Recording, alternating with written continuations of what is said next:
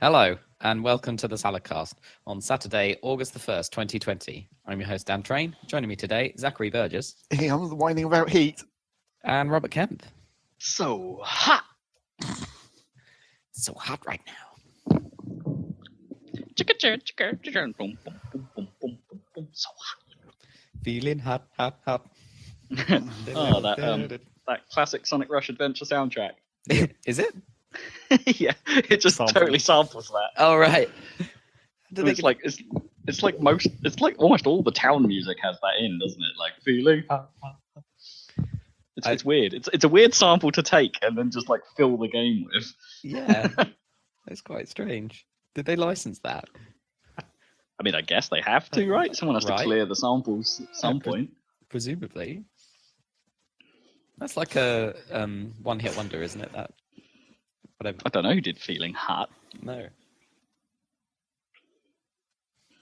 No, I've got no idea who did that. I think it's from an island, whether it's a Caribbean From an island. I'm not sure. What the whole island released the single? Yeah. Oh, okay. No, I don't know. What record label are you under? Jamaica? That definitely seems like something that could happen, though. Like have a those kind of Caribbean island situation, or I guess more like Cuba or whatever, where they just have one company that runs everything on the island. It's the Music Corporation of Jamaica. St. Lucia. A wing of the Communist Party is the music, the music division, not division. What would it be? Department. Squadron. Music squadron. I'm the music squadron. We fight our enemies with beautiful tunes. So how are you coping with the heat, Sitch? Not well. Ah. I mean, it's only been like a day of like really hot. I mean, it was ridiculous yesterday, wasn't it? Wasn't it 37 or something when I walked outside? Yep, something like that. And you could definitely feel it here. I don't think it was quite that high here, but like still pretty ridiculous. And then just, man, it just brings out the worst in me. Really? What do you start doing? I become nothing. That's the problem. Lethargy. I form a puddle somewhere. Just widen myself. I become a wide and flat Audi. Audi? No one's gonna get that reference. No, I don't even get that reference. I just I literally had a nap yesterday. It's one of those. Yeah. It's like you need a siesta, pretty much, to deal. And I was still super knackered even afterwards. I had me nap. Didn't help. I got up, immediately got hot again, and then was like, oh, well, that was a waste of time. Not refreshed at all? No. How long's like an optimum nap, would you say? I don't know, they say a power nap is like half an hour, right? I think it's just 10 minutes you can do even.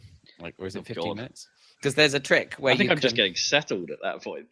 Well, there's a really stupid trick where you can, because there's a slight delay from like the caffeine in coffee. Like, so if you down a coffee, then have a nap, then when you wake up 10 minutes later, the caffeine is kicking in at that point. So you can like get yeah, it's a weird technique. You get your own body's wake up juices helping the caffeine wake up juice. Well, yeah, but it would have to be like an espresso, right? To down pretty much, but that's fine. Just pop an espresso. Shot. I have to admit, it's been incredible, like even harder than usual to begin any sort of meaningful work without coffee in me. Yeah, I'm pretty much reliant on it now. I need to. I need to get like, if only my machine could make proper espressos rather than like filter coffee, because then I could start making proper iced coffees. Ah, yeah. Well, an espresso machine, is that like a totally different kind of machine? I guess it is. Well, I guess it is, yeah, because it just makes less, right? And it's more concentrated, intense. Yeah. Like under pressure or whatever. Something like that, yeah.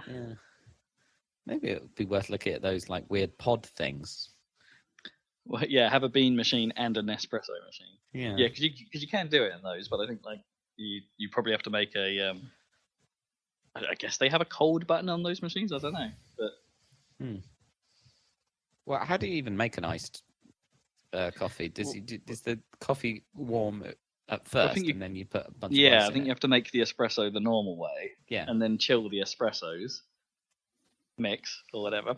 Yeah. And so that's already cold, and then you make a milk heavy espresso drink with ice in it. Yeah, with a bunch of ice. I like coffee, but it doesn't really appeal to me like cold. Oh, really? Oh, I like good iced coffee. Is lovely. Yeah, I haven't really tried. Maybe I just haven't given it a chance. Iced coffee. Yeah, it's one of those things that I didn't see the appeal until the last couple of years. I think. Oh, really? Just and then just oh man, yeah. I think I accidentally had a frappuccino. I think it was just like, oh, this is cold. Oh, this is actually really good. Oh, interesting. I have this weird thing where like I have, well, actually now I have flat whites and stuff, but like usually I have just black coffee or whatever, but I don't like anything that's like coffee flavored. Like I don't understand. Oh yeah, I'm with you there. Coffee why would chocolate. you have coffee? Like who wants cake? that minstrel? Yeah, I don't understand. Like just have a coffee and a chocolate cake. Don't have a coffee cake. That's weird. Is it minstrels that have all the flavors? Oh no, I'm thinking of something else. I don't know. Well, minstrels are like the Galaxy, like Smarties. The big but Smarties, aren't they? Presumably there's a coffee flavored sweet in like a box of roses or something. Is there or Quality Street? Is there? I don't know if they do anymore. Actually, I don't think Good. they've got a coffee one in there anymore. Get rid of them.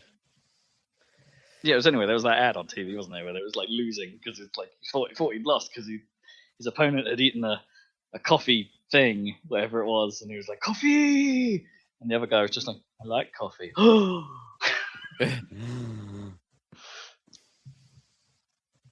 can't remember what they were now. I think they were a Galaxy or Nestle branded thing. Zach, you're the candy aficionado. What were they? That doesn't narrow it down at all. Galaxy or Nestle is like all of them. It's literally every sweet you can buy. As opposed to Cadbury's and Mars, I mean. But like, when they come in like a brown pack with lots of shades of orange, yellow, and brown on them, and there's several of those though, even with the brownness on the packet. I can't remember. They're called like choices or something. I don't know. Choices. They're not randoms. That's something else. Is that a real thing? Randoms. Randoms, yeah. I think they're like a round trees like gummy thing. Well, they basically tried to rip off licorice all sorts, but with gummies instead of licorice. Whereas it's like it's a bunch of random shapes and different flavors mashed into one bag. We couldn't think of a name, so we just called them randoms. I mean, that is technically what all sorts kind of means. That's true. It's just the modern way of saying all sorts. Licorice everythings. No, you should call them licorice all the things. Licorice all the things. It's like it's a verb. Yeah. Let's get licorice in this tin. Dog. Yo, dog, I heard you liked licorice. Yo, dog. I'm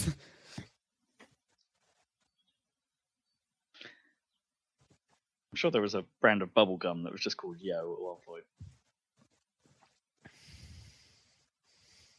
Because it was wound up like a yo-yo. It might have been called yo-yo, actually. Do you chew gum these days at all? No. No, neither do I. I cannot remember the last time I had any form of gum product. I never really did, though. I don't really... I think I used to, actually. Like, weirdly, when gum seemed to be the thing when I was at school, which is, I guess, why it stuck to so many tables. Yeah. But... like, someone would always have the airwaves, and you'd be like, ooh, airwaves. Strong stuff. Was that the super strong stuff? But the thing is, it's like super strong for like 10 seconds, and then yeah. It becomes nothing. Yeah. So just a whoosh.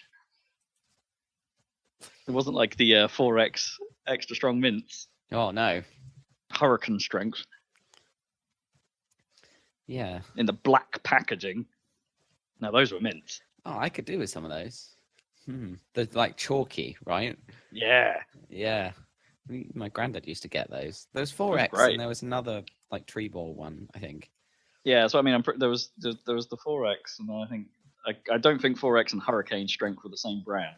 Right. I think they might have been two different products, but Man, there's all kinds of sweets and things that I just never get anymore, so I don't. well, yeah, I don't really buy that sort of stuff. The only real No. candy I buy now is pretzel flips, if that even counts. They're pretty good though. They are pretty good. I did get a pack out of the fridge just in case I needed a little energy boost halfway through this podcast. Good plan. I've been More eating salt Mars than bars sugar, in but- lockdown. That's my... Oh, really? Yeah, I haven't eaten them for years, but I was like, well, this will get me I do through. like a Mars. Yeah, I do like a Mars bar. Yeah, they're good. Although not when it's this hot. Well, And no, melty. it'll be Mars mush. Be a Well, you mush can bar. keep them in the fridge. That's what my dad used to do. I think I've always kept any kind of chocolate product in the fridge. In the fridge, yeah. I don't trust it being just left to the elements. Mm. It's not, It's only if you nothing, don't eat it immediately. Well, yeah. Nothing worse than picking up a chocolate bar that you think should be solid and it's like already bending before you've opened the packet, and you're like, yeah, maybe, Oh, maybe I no. won't open that. Yeah, just yet. exactly. Yeah. Maybe that needs to go back in. And then you feel all sad because it's like, oh, I can't have my chocolate right now. Hmm. I'll have a tomato instead. If your chocolate's already melted and mushed or whatever, like inside the packet, and then you put it in the fridge and it goes like solidifies into that shape, is it just as easy to remove the packaging as if it was normal, or would there I be don't some know if it- difficulty to it? I don't know if it really binds to the plastic, Yeah. the packaging, right? It's just That's because what I'm it's wondering. mushy. Yeah. So it would no longer stick when it was no longer mushy, right? And then you could just take it off. Yeah, I think that's I mean, it might true. be all like the chocolate might be all flaked and cracked on the inside, so it might like spill everywhere a bit more than it usually would. Yeah. Hmm. Or the opposite. It might have all mushed together a bit more. Depends what the like substrate underneath the chocolate is, I guess. Well, if it's a Cadbury's flake, you're probably making it more structurally sound, right? Yeah. But then you'll probably like picking it up, and it'll be like a third of the actual size in the packet. It's like, Yeah, oh, like- I've realised what flakes are now. What about arrows? Yeah, they'd be pretty bad, I reckon.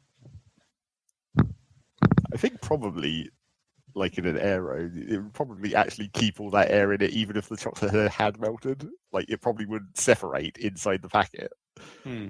Because I bet the chocolate is probably viscous enough, even when it's liquid, to actually still keep the bubbles inside. Maybe. It depends if that bubbly stuff is actually made of a different type of chocolate, It's probably not that different. a different mix. It still definitely melts at the same kind of temperatures, so it can't be that much different. All right, here's the fight: Whisper versus Aero, and not your fancy ass arrows either. Like Not your Aero. mint arrow that we always used to get after games or whatever. Oh yeah, we did because it was the one nice thing in that vending machine. Yeah. It was like Other than 60p. crisps. Oh my god. Yeah. Yeah. I don't know. I probably would go for Whisper. Yeah. Unless it was a fancy arrow. Yeah, I'm with you. And these days, I think I'd prefer a Whisper because it's like I'm more side with my chunky chocolates now. Yeah. Agreed. Quite like a Yorkie bar. Well, when they were big, they're no longer big.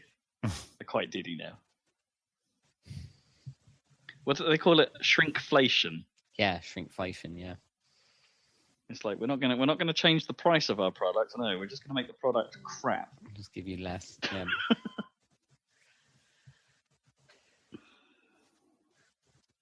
It'll give you fewer Toblerone triangles. That one was ludicrous, but luckily I don't eat Toblerone because I'm allergic to nuts, so it doesn't affect me.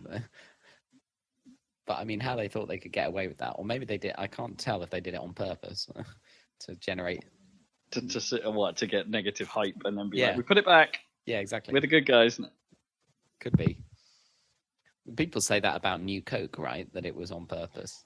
Oh Which yeah, it absolutely. definitely It's because wasn't, well, they shrunk the bottle sizes because of sugar tax, because they didn't want to raise their prices for the actual Coke bottles, so they made all the bottles smaller. Except they then did it across the entire line, including all Coke Zero bottles and things like that as well. Mm. So, you know, a bit of side A, a bit of side B. They're going to try it where they can, and Coke is a big enough brand to get away with it. You see Coke are getting into coffee. Are they? They're making coffee in a can. What's the brand? Coke. That's weird. Yeah, I haven't quite seen what the actual. I haven't seen it in full, but I've only seen like the top, sort of thumbnail on Facebook as I was scrolling through, and it's just like, the top of the top of the can looks a lot like a tall can, those thin ones, like a Red Bull can. All right. Where it looked a bit like that anyway, just with a little label on it that tells you the flavour, whether it's a dark roast or a caramel roast. Weird. You have to try that. Yeah. It seems to be a feature of this podcast is like Rob introduces the new Coke flavour. Remember you talking about Coca-Cola Light or whatever it was in the green cans, which didn't last long. Yeah. Coke Life. Life. Yeah, that's right. Yeah. Life. Yeah. Made with natural sweeteners instead of... That didn't work, did it? Well, they might have just folded that into Zero in the end, I guess, because maybe they just made all the natural stuff in Zero now. I doubt it. It's probably still full of aspartame. Yeah, but yeah, it's weird. I've got Coke Zero in front of me right now. I'm in no way sponsored or affiliated by Coca-Cola. It's just a constant bombardment of advertising from the very moment we were born. Yeah, it makes us prefer the taste of Coke. I got a I'm trying to work out if I've experienced more Coke ads than Pepsi ads, because Pepsi ads are quite in your face as well. Like they're all, because cinemas and stuff are all like tend to have a Pepsi deal rather than a Coke deal. Like you see these big flashy neon epilepsy inducing ads before every film, pretty much. Yeah. And then of course Pepsi Man. I got a takeaway the other day, and it came with a mystery can which had like a sticker around it or something, which was like, try this cola or whatever, and then reveal the try the taste and then reveal the brand or whatever. And I was like, which is almost certainly a Pepsi thing. This is bound to be Pepsi. I was like, and I tried it, and it was like, ugh. Virgin cola. I didn't like it. I was like, this is very nice. And then I unwrapped it, and it was Pepsi Max, which I already know I don't like. Okay. I don't mind Pepsi Max. I think it's fine. And it's usually cheaper than Coke, so That's true. So I side that way quite a lot. But yeah, it's not as nice as a Coke Zero. But not by much. It's very subtle.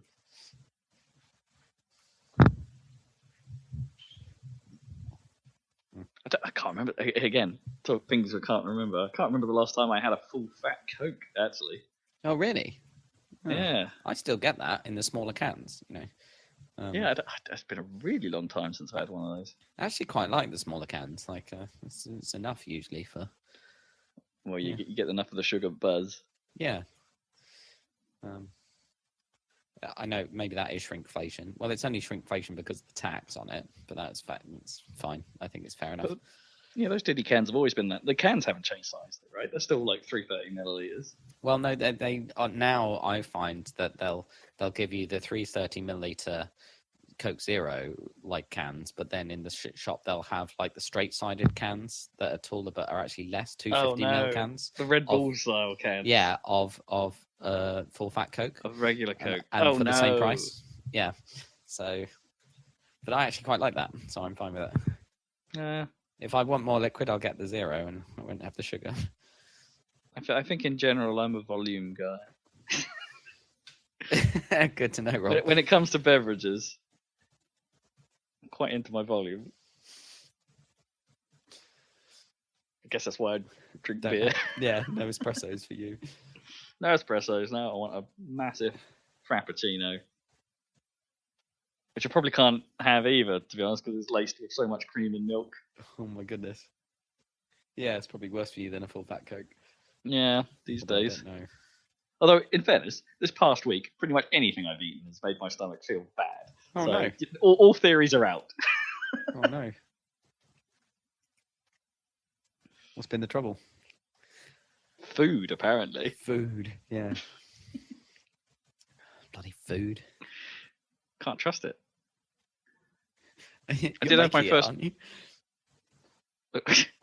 Well, most of the time, yeah. I did have my first Macca's this week, though. Oh, I haven't done that yet. What was it like? It wasn't Ipswich it's like one of the exactly first like places in the country. Yeah, to, we were one reopen? of the first. I to don't mean open what up, was and- the food like. I mean, what was the experience like? I mean, pretty much normal. We went through the drive-through. They didn't have any. There was a very limited menu. Like you could only get the classics. You couldn't get any of their, and none of their signature stuff is there. For instance, none of their seasonal burgers are there. It's the same at BK. To be honest, they don't have any of their Angus stuff at the moment. I don't think they've just got their regular meat. Yep. Which is fine by us. Bacon XL double cheese is still about. So yeah, and I had a Big Mac, and it was a Big Mac. It's making me want a Big Mac now. I was questioning whether or not I should have got the quarter pounder instead, though. Yeah, I think it's always a toss up once in between a while. those two. I'm not sure which I truly prefer. Well, the burger I truly prefer at McDonald's is the Big Tasty, which is annoyingly their anti-seasonal burger. Like when they haven't got anything else on, they'll put the Big Tasty that back on. and the Big Tasty's like the best thing. I think I'm a Big Mac guy, but I do get the occasional quarter pounder. I think I want a slightly bigger burger. That's the thing, and I Neither don't of want that them are- middle. I don't want that extra middle layer of bread. Yeah, I guess because the quarter pounder is like wider in circumference, but like And a slightly shorter. thicker patty, but yeah, very very much less. You only tall. get one. Yeah. And it's more tomatoey, I think, which is also Yeah. a sort of downside for me. Like You for prefer my the creamier Big sauces. Mac sauce? Yeah. I prefer that Big Tasty sauce because it's smoky and gorgeous and Supposed to be going for burgers at my brother's later on. Oh, sounds nice. Yeah. Before they decide to reverse all the lockdown that it sounds like we might be getting towards. Yeah, get in there. Reverse the easing. I mean, going back to lockdown. Unease. Unease. Disease. Dizzy. Oh, wait. Oh, wait. Oh, dear. Well, one thing you can do in lockdown is play video games. News! What's going on in the world of video games? Well, there were some things that happened. I think it's safe to say E3's over now. Yep. Well, assuming Nintendo doesn't suddenly turn up. Well, they half turned up. No, They doesn't lent in the door and were like, "Hey guys, we're would anyone want to ride home?" It doesn't count until it's an actual direct, That's true. not a direct with a subtitle. I mean, Are they're kind of in a weird place now where we don't really know what they're doing. Are they giving up on directs? Okay. There was the rumor and then the anti-rumor of that, so we don't actually know.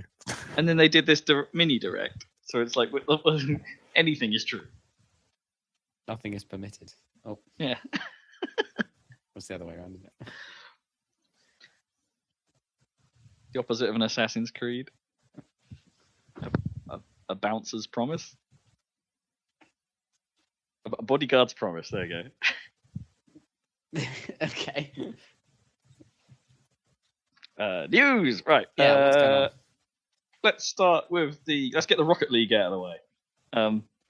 Rocket League have announced a year after their purchase by Epic Games that they are going free to play and removing the game for purchase from Steam.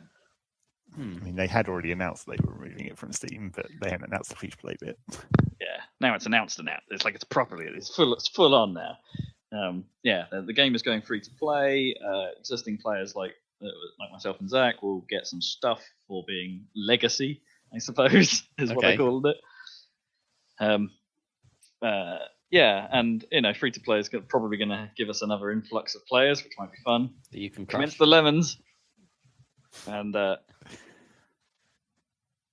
yeah, I mean it seems sensible. But the most interesting part for me out of all of that is not the free to play bit. It's not the fact that they're removing it off Steam, because Steam is still going to get updates. They're not going to penalize you for having the Steam version of the game. They're still supporting it there. They're just not letting you buy it there. Right. Even though it's free, so you can't actually buy it. Even though it's free, yeah. Yeah. But they're finally making all of your inventory cross-platform. Oh. So and if you were to play it on my Xbox now or on your Switch, all of your stuff will be the same on both. But have they announced what is that they are just actually going to finally expand the Rocket ID like they said they were going to? Sounds like it, yeah. That thing that you forget even existed. Well, you yeah, accidentally push right trigger in the menu, and then you're like, oh yeah, there's like an in-game friends list and shit. Yeah.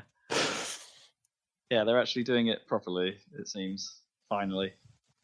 Which we hoped was always the goal of Rocket ID, but they launched it and then went quiet, and we were like, oh, okay, I guess not. But yep, they're doing it, which is great. Just another indicator that I guess the platform holders are becoming slightly less finicky about products like this, thanks to Fortnite. I don't know about that. I don't think there's been any progress on that front. I think Rocket League have just taken a long time to take advantage of what they already had in terms of all the crossplay. Yeah. Well, I mean, do you know what I mean? But that was the whole reason why. Well, not necessarily why crossplay was a thing, but why they were worried about like inventories and accounts. And actually, maybe it was only relatively recently that Fortnite actually started allowing you to inventory share on PlayStation. Yeah, like that had always been the one holdout. Yeah. And apparently that when Fortnite did it still managed to fuck everything up. Like it started deleting people's inventories and stuff. Right. And there's a slight question mark, I suppose, with all this, like what happens to the platform-specific items? Does that mean we're probably not going to see Mario gear turn up in the Xbox version of Rocket League, for instance, or the Warthog's probably not going to turn up on PC.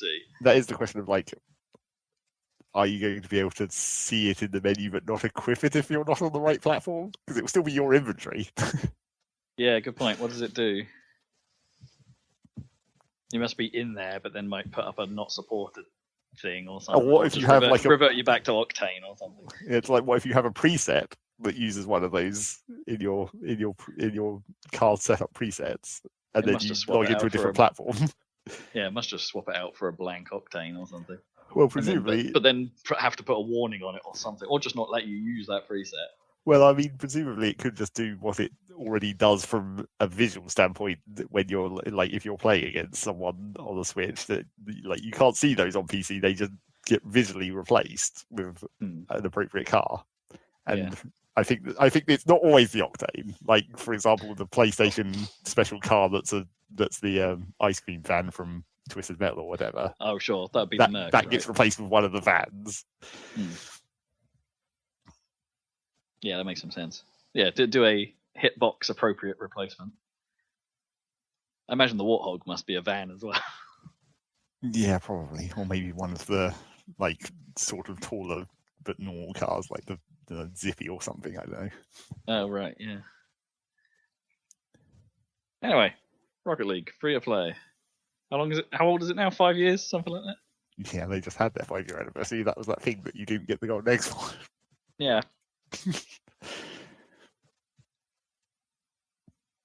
Cool. League. But now it's time for the most exciting announcement of the week. A little developer that Zach and I quite like because of their work on Lethal League. Mm-hmm. Team Reptile put out a little teaser trailer for something. A little something called Bomb Rush Cyberfunk. What a name. That is so Jet Set Radio. Oh, interesting.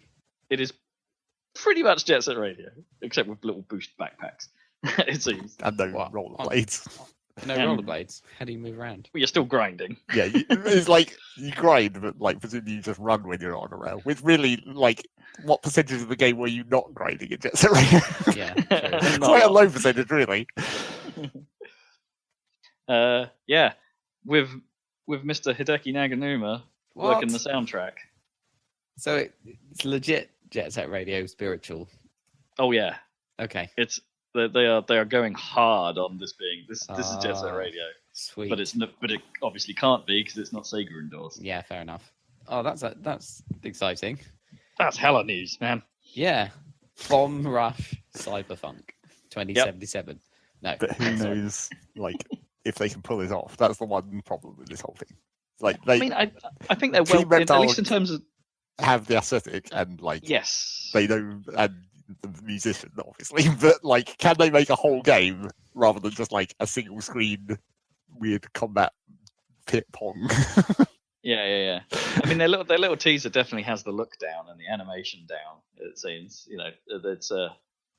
it's just that little clip seems like a pretty close approximation, enough to get me hype enough. But yeah, it's a tiny little teaser. It's like 15 seconds long, so you can't really we can't get a true feel for it. But they talk about tagging up the streets and messing up cops. It's probably that game. Yep. Seems. But which way. game? Is it future or is it regular style? There's a question there. Well, the only question there is how complex are the graffiti mechanics and how annoying are the cops? Yeah. Yeah, true. You either have complex graffiti and annoying cops, or simple graffiti and less annoying cops. Yeah. Those are the two options you had back in the day. They have at least said that they are focusing on this being a single player experience. So there's no, even though it's Team Reptile and they've made a name for themselves being, making 2 decent multiplayer games and some other stuff that I can't really remember, but they have made other things. They are making this a single player game like Jet Set Radio. So it's like, ooh, okay, you're not trying to be different. You're just being that, and that is totally fine. It is time. So yeah, I'm hype. Also, make sure your system specs meet the recommended that they've put on there. The Steam page lists the sound cards as being you need a Naganuma compatible device. Oh, okay. Need to upgrade. Hugely important. It's got to be Naganuma compatible. It's brilliant. I love the vibe of this already, and we've not even seen anything really. So there's that. It's like they started making games for us like lately. Like man, that Star Wars Squadron thing is like made for me, I think. Yeah, absolutely. I mean, we've got a ways. I think you've got a long time to wait. I think for that. It's a bit, I assume it's super early in development, but I don't know. They've had people playing it already. Yeah, it comes out in October. It's like a few weeks, I think. Oh, not Squadrons. I was still talking about Bomb Rush, but yeah, Bomb Squadrons. Rush, yeah. That's got to be nearly done. Nearly done. Yep. Sorry. Talking of stuff like that, Yakuza Like a Dragon put out or Yakuza Like a Dragon. I still haven't decided quite how you're supposed to say that. Yakuza Like a Dragon put out a new trailer with an English dub. Ooh. And then, so this is the first time they've done that, I think. And what about the like lip syncing? Is it the Japanese? They have lip synced it to English, which makes me worry. Okay, it's like if you've got both, or if you just lip synced it to English, and like because that would suck. Like if the version we get, because what was the game where that was a big problem? Oh, right, obviously Tsushima, yeah, but that's Sushima's all English, game, isn't it? Yeah. So that would kind of blow if we don't get the ability to play Yakuza like a Yakuza game. I think it's probably unlikely, right? Yeah, I mean you would hope because that would kind of be a bit of an anti-fan thing to do. Yeah. I mean, it might get more people in. It's not that the voice acting seemed bad, actually, either. Like that, the trailer seemed pretty convincingly still goofy. And hey, it's got George Takei on the cast list. Oh my! Yeah.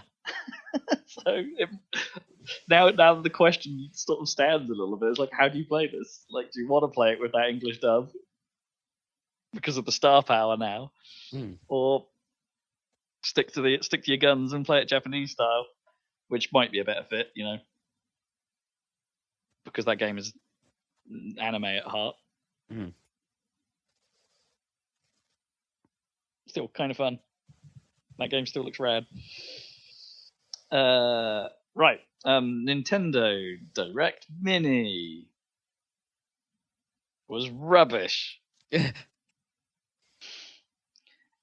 it was more of a partner show than a Nintendo show. Which is why it didn't count. Yeah, and it was super short. It was like 15 minutes or something.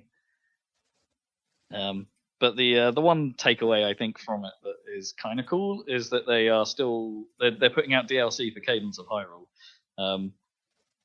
which always seemed like it had been the plan, even though they hadn't ever announced it. Based on Necrodancer to start with, and also the game seemed like it could have used more content.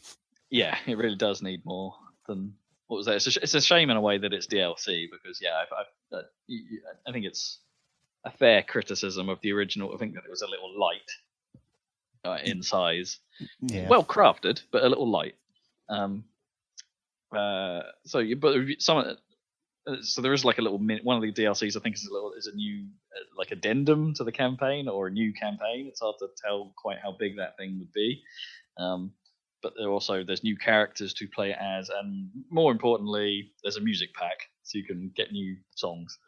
Yeah, but the trouble is that they say it's remixes of basically all the tracks that are already in the game, which is fair enough. Remixes of the remixes, you mean? Yeah, which is fair enough, I guess. And also that's kind of how it works in Necrodancer as well.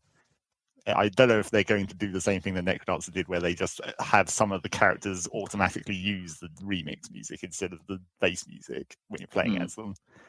Yeah, I wonder. But that kind of still implies that it's all going to be the same BPM, which is not what I want. You want a bit more variation between. I want a remix mode where it actually changes all the tempos. Weren't they saying as well that probably the least appealing thing wasn't one of the characters miss a single beat and you die? Well, I mean, they did that basically in Necrodancer as well. Essentially, all the special characters in Necrodancer had unnecessarily ridiculous conditions that were completely impossible. Like the character where if you pick up any gold, you instantly die. And considering enemies drop gold when they die, it's virtually impossible to play that character. Yeah, that sounds rough. That's kind of really all I want to say about that. Really, there were other things, but they were not that interesting. No. I mean, I guess Shin Megami Tensei 5 is kind of a thing. That was rumored years ago. At this point, they had a tiny little one screenshot thing.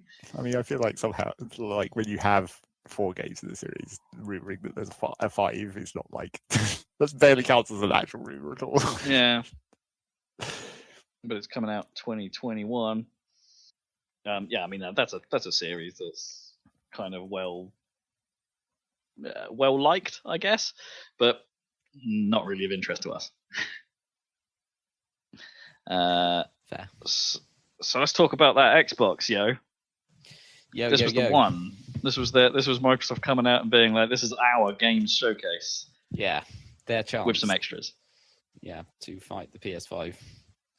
And they opened with a Halo Infinite demo that everyone assumes would have been the playable demo at E3, had anyone been there. And there's still hope among some people that this demo might actually be released for Xbone, as part of Xbox's summary thing. But I doubt that. I don't think we're getting that. The demo. No. And also, they eventually came out and said that it was actually running on PC anyway. So even if they wanted to release demo, it might not work on consoles as it stands. Sure. Yeah, which is a whole part of the conversation around Halo Infinite at the moment. It's not so much about the gameplay, which, to be honest, looked good. It looked like Halo. You get a sweet grappling hook now. Right. Halo plus grappling hook. Yeah. Yeah, and they seem to have like dialed back on the other mechanics that they've had in the last two games. Like there doesn't seem to be any ground pounding or any boost jets, whatever, to dodge around, which was Halo 5's thing. Depends whether they've gone back to armor abilities or whatever, I guess. Yeah, something like that. It did show it wasn't a bubble shield, but it was like a deployable shield. Yeah, and I think they've had there was a variant of that shield in Halo 5 as well, and they've been around those things. But it was like it was one of those one-way shields, right? It would block stuff one side, and stuff from the other side. Yeah. And I think gameplay-wise, it looked interesting. There's a bit of open worldiness going on. But no one really is sure if it means that there's going to be larger open world areas, or if it's going to be like Silent Cartographer style, where we give you the mission is a bigger single area. Because judging by the map, it looked like it pans over the map and it's like, here's your 3 targets, but they're clearly on like a sort of an island of land with like a giant gorge around cliff. Yeah. Like huge walls. Yeah.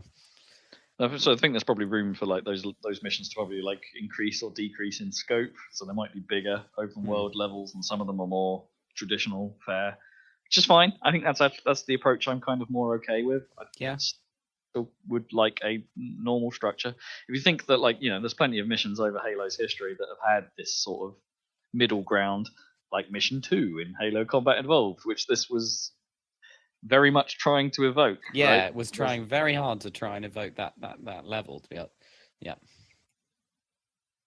And there's some levels in Reach where you've got to take out some multiple targets. Stuff around Sword Base, I think it is. The first mission you're near Sword Base, and you've got a couple of things to take out. Guess what? They were anti-aircraft guns. Of course. Well, maybe you were turning them on. I think you were turning them on in that case. Right, because you were trying to defend Reach, right? Yeah. So the whole evoking old Halo thing is very much what 343 have said that they're trying to achieve as well. They are explicitly saying it's like, hey, we want to go back to some of what made Halo great, because we feel like we've lost our fans in the last two. Yeah, that's what I got from the teasers, like last year, 2 years ago, or whatever. Like that they were trying to evoke the old Halos a bit more, and I was excited by that. But I don't know. It's not working. It's not grabbing me, unfortunately. No. But it looks so much like those old ones. It does, but although the gameplay does look fun, I admit. But I think it's the story stuff that they're showing is not intriguing me really. There's no real like bigger hooks going on here, are there? They're keeping all of that pretty close to their chest. It's like, we knew even before this trailer, that the bad guys are going to be the Banished, or a splinter thereof, which were the bad guys from Halo Wars 2. Right. This bad Covenant group. And it's cool to be fighting the Covenant, obviously. Oh yeah, obviously. With the full complement of the Covenant as well. It's not just the elites. It's we've got the brutes and grunts. The whole gang's here. The whole gang's here. Well, we didn't see buggers, but that's fine. I can do without buggers. Me too. Yeah. To be honest, I could probably do without hunters. Replace them with something else. But oh yeah, they got more annoying as the series went on. I mean, hunters were fine in the first game, but they got they got a bit silly. They were a cool idea, but they weren't actually that much fun to fight. No, I agree. So most of the conversation has turned not so much towards the gameplay, which as everyone says, seems fine, but more towards the look of it. And that there's a bit of an uproar, and that most people looking at this thing just go, "This isn't really hitting my next gen buttons." And I'm kind of with them in that it looks fine, but it doesn't look groundbreaking. It doesn't look like there's anything really new going on here. It looks like all the techniques we've learnt from this gen. Yeah. Just done again. Like, where's my generational leap? We're clearly going beyond the boundary of what we could do before. And it's like, I'm not seeing it, because there was a little bit, there were moments in that demo where it perhaps had a couple of frame drops here and there. There's some pop in places, like when he comes out of the map. you can see a few things load in again. Like it lost them when it was in the map, and then they come back out and it loads them back. The pop-in was quite noticeable throughout that demo. There's definitely there's some cloud work in the back. Like I've watched the Digital Foundry thing, they pick out quite a few of the pop-in things. I was definitely noticing that, like watching it the first time though, especially because they were. It seemed like they were making a big deal of how epic the landscape was when you went up in that lift or whatever. When he goes up in that lift, and all I'm saying is like things. But then when he turns around, I think like so. The Digital Foundry think that they've got a dynamic lighting system going on. Like none of that landscape is baked. And I don't think it's a real time system. I think it's a controlled system. And I don't think it's a full day-night cycle. If you know what I mean. Like I don't think you're going to go into that mission one time and get a night version. Or if you take long, the light's going to change. I think you can see when he's going up the lift and he turns around to look at the landscape. I think there's a moment where you can see the shadow maps change in steps. Right. Now, I'm not quite sure if that's an LOD thing, like because he was going up the elevator and getting further away from the stuff on the ground, that the shadow map was changing because of LOD, or because they wanted to change the lighting a little bit to make it look like the sun had set a bit. Right. And the best time to do it is when you've got a bit of time on a lift. If you know what I mean. Yeah, there were some signs that perhaps it might be a planned lighting change engine going on, things like that, which is fine, and it's kind of cool to see them going all the way of doing full dynamic lighting. But there are other side effects to that. So everyone seems to have a bit of a problem with how the materials in this game look. Yep, like they are quite flat and plastic looking, yeah. And the Craig memes are amazing. I love the Craig meme. I think the Digital Foundry view on it is quite accurate, and that a lot of the combat and a lot of the time where you get to really look at the detail, you're in shadow, so there's no specular detail mapping going on. So the current gen techniques just aren't letting that detail shine, if it's even there. But as a result of that, you end up with materials that look like oh hey, the brutes have made stuff out of Kevlar rather than out of the weird alien metals they used to use. Why is that? And hey, that hologram at the end looks pretty ropey. Like that was not an impressive close-up of a brute face. No, it was not. And that was supposed to be their big finale, right? And there's even some clipping going on in his character model and things like that. Like if you pay real attention to it, and it's just. I'm just worried that like everyone's worried about like the flatness or whatever, and I'm sure they can probably fix that with some of the lighting and stuff like that. But and obviously they're going for 4K 60 on the Series X, right? Yes. Whereas like it's hard to compare that to like The Last of Us Part 2 at 30 at 1440p upscaled on a PS4 Pro. Like in some ways that's going to look better, even though it's this gen and this is supposed to be next gen, because they're trying to target. They've got bigger maps. Well, I mean, Last of Us has got big maps now, but doing that 4K 60 is just so hard, even for like new hardware. Yeah, they're targeting twice the resolution and twice the frame rate. Is that the right thing to do? I don't know. And I mean, I think 60 is definitely good, but like 60 should be the target. Halo 5 proved that Halo running at 60 is great. Is great. But the old Halo games were not, right? They were 30, right? Like Reach was 30 on the 360 years ago. Everything was 30. I think even Halo 4 was 30 on the 360. It was only 5 that changed the default for the series being 60. But if you're going to double the frame rate and quadruple the number of pixels, like it's going to be real hard to make that like look like a generational. Well, that is the generational leap. It's actually in the performance, not in the graphics, as it were. Yeah, not necessarily in pure techniques and pure fidelity. It's but the problem is, from a marketing standpoint, like that Unreal Engine 5 demo was absolutely mind-blowing and was like, this is the future, whereas this is supposed to be the future. You know, they needed this to look like the future, and it doesn't. Yeah. It's and they didn't really have a product to show this time that has that, you know. Yeah. It's like, I mean, we'll come to it in a minute, but there's not much on Microsoft's lineup this time that still says that screams this is next gen at you. Yeah. But then for the Halo, like Infinite, like even though they're trying to go back to to appeal to me, probably specifically like original Halo fans, the art direction more that way. I just don't really like the art direction. Which has nothing to do with the graphics. Yeah, I just something, and also this is really dumb because like I've fallen off Halo massively since Bungie. I haven't got involved with the 343 stuff, but like no one's mentioned this, but for me this is really annoying. It's like the original Halo had this kind of aspect of slightly hard sci-fi. It wasn't hard sci-fi at all. It was just a space opera like Star Wars, really, but it had the ring, right? Which was like a Larry Niven kind of idea.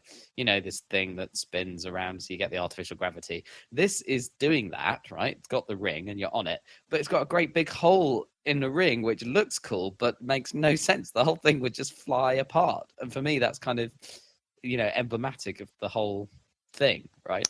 It's a force field. It's fine. Yeah, whatever.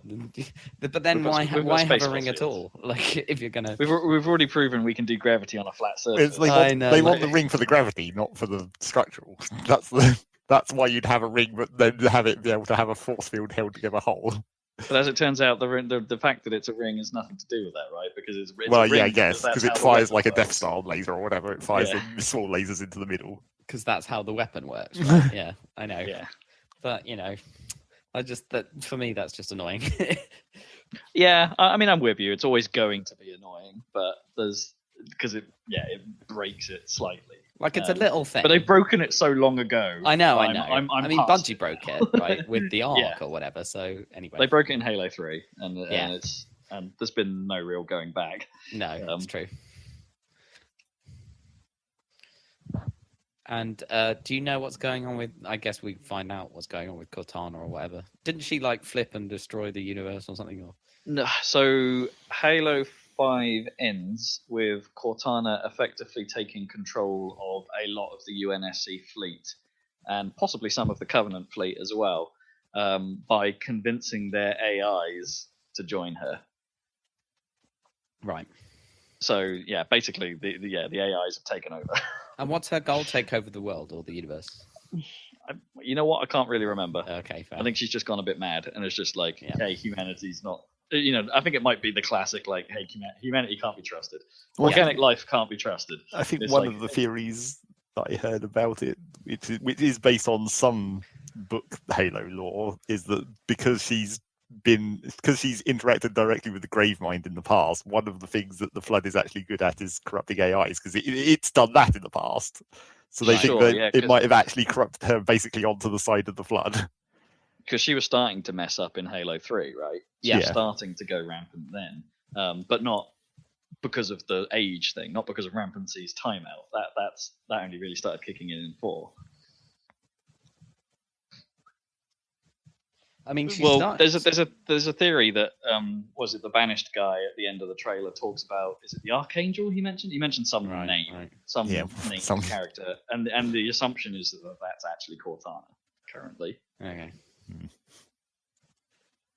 This game is supposed to wrap up this trilogy, though. It is supposed to wrap up 4, 5, and 6. Even though they didn't call it 6. Even though they didn't call it 6, yeah. They're trying to do a lot here. It's a no.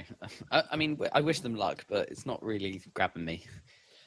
I'm still going to play the hell out of it. Yeah, sure. And I reckon I'm going to love it because I don't know. It seems good to me at the moment, but visually not too impressed. But hey, it looks like Halo, and I'm kind of okay. What's the deal with the multiplayer? It's like free or something? Yeah. So this is the other thing. Like, you're not paying for the multiplayer when you buy this, if you're buying it and you're not playing it on Game Pass. The multiplayer is going to be a separate component and is going to be free to play in some way.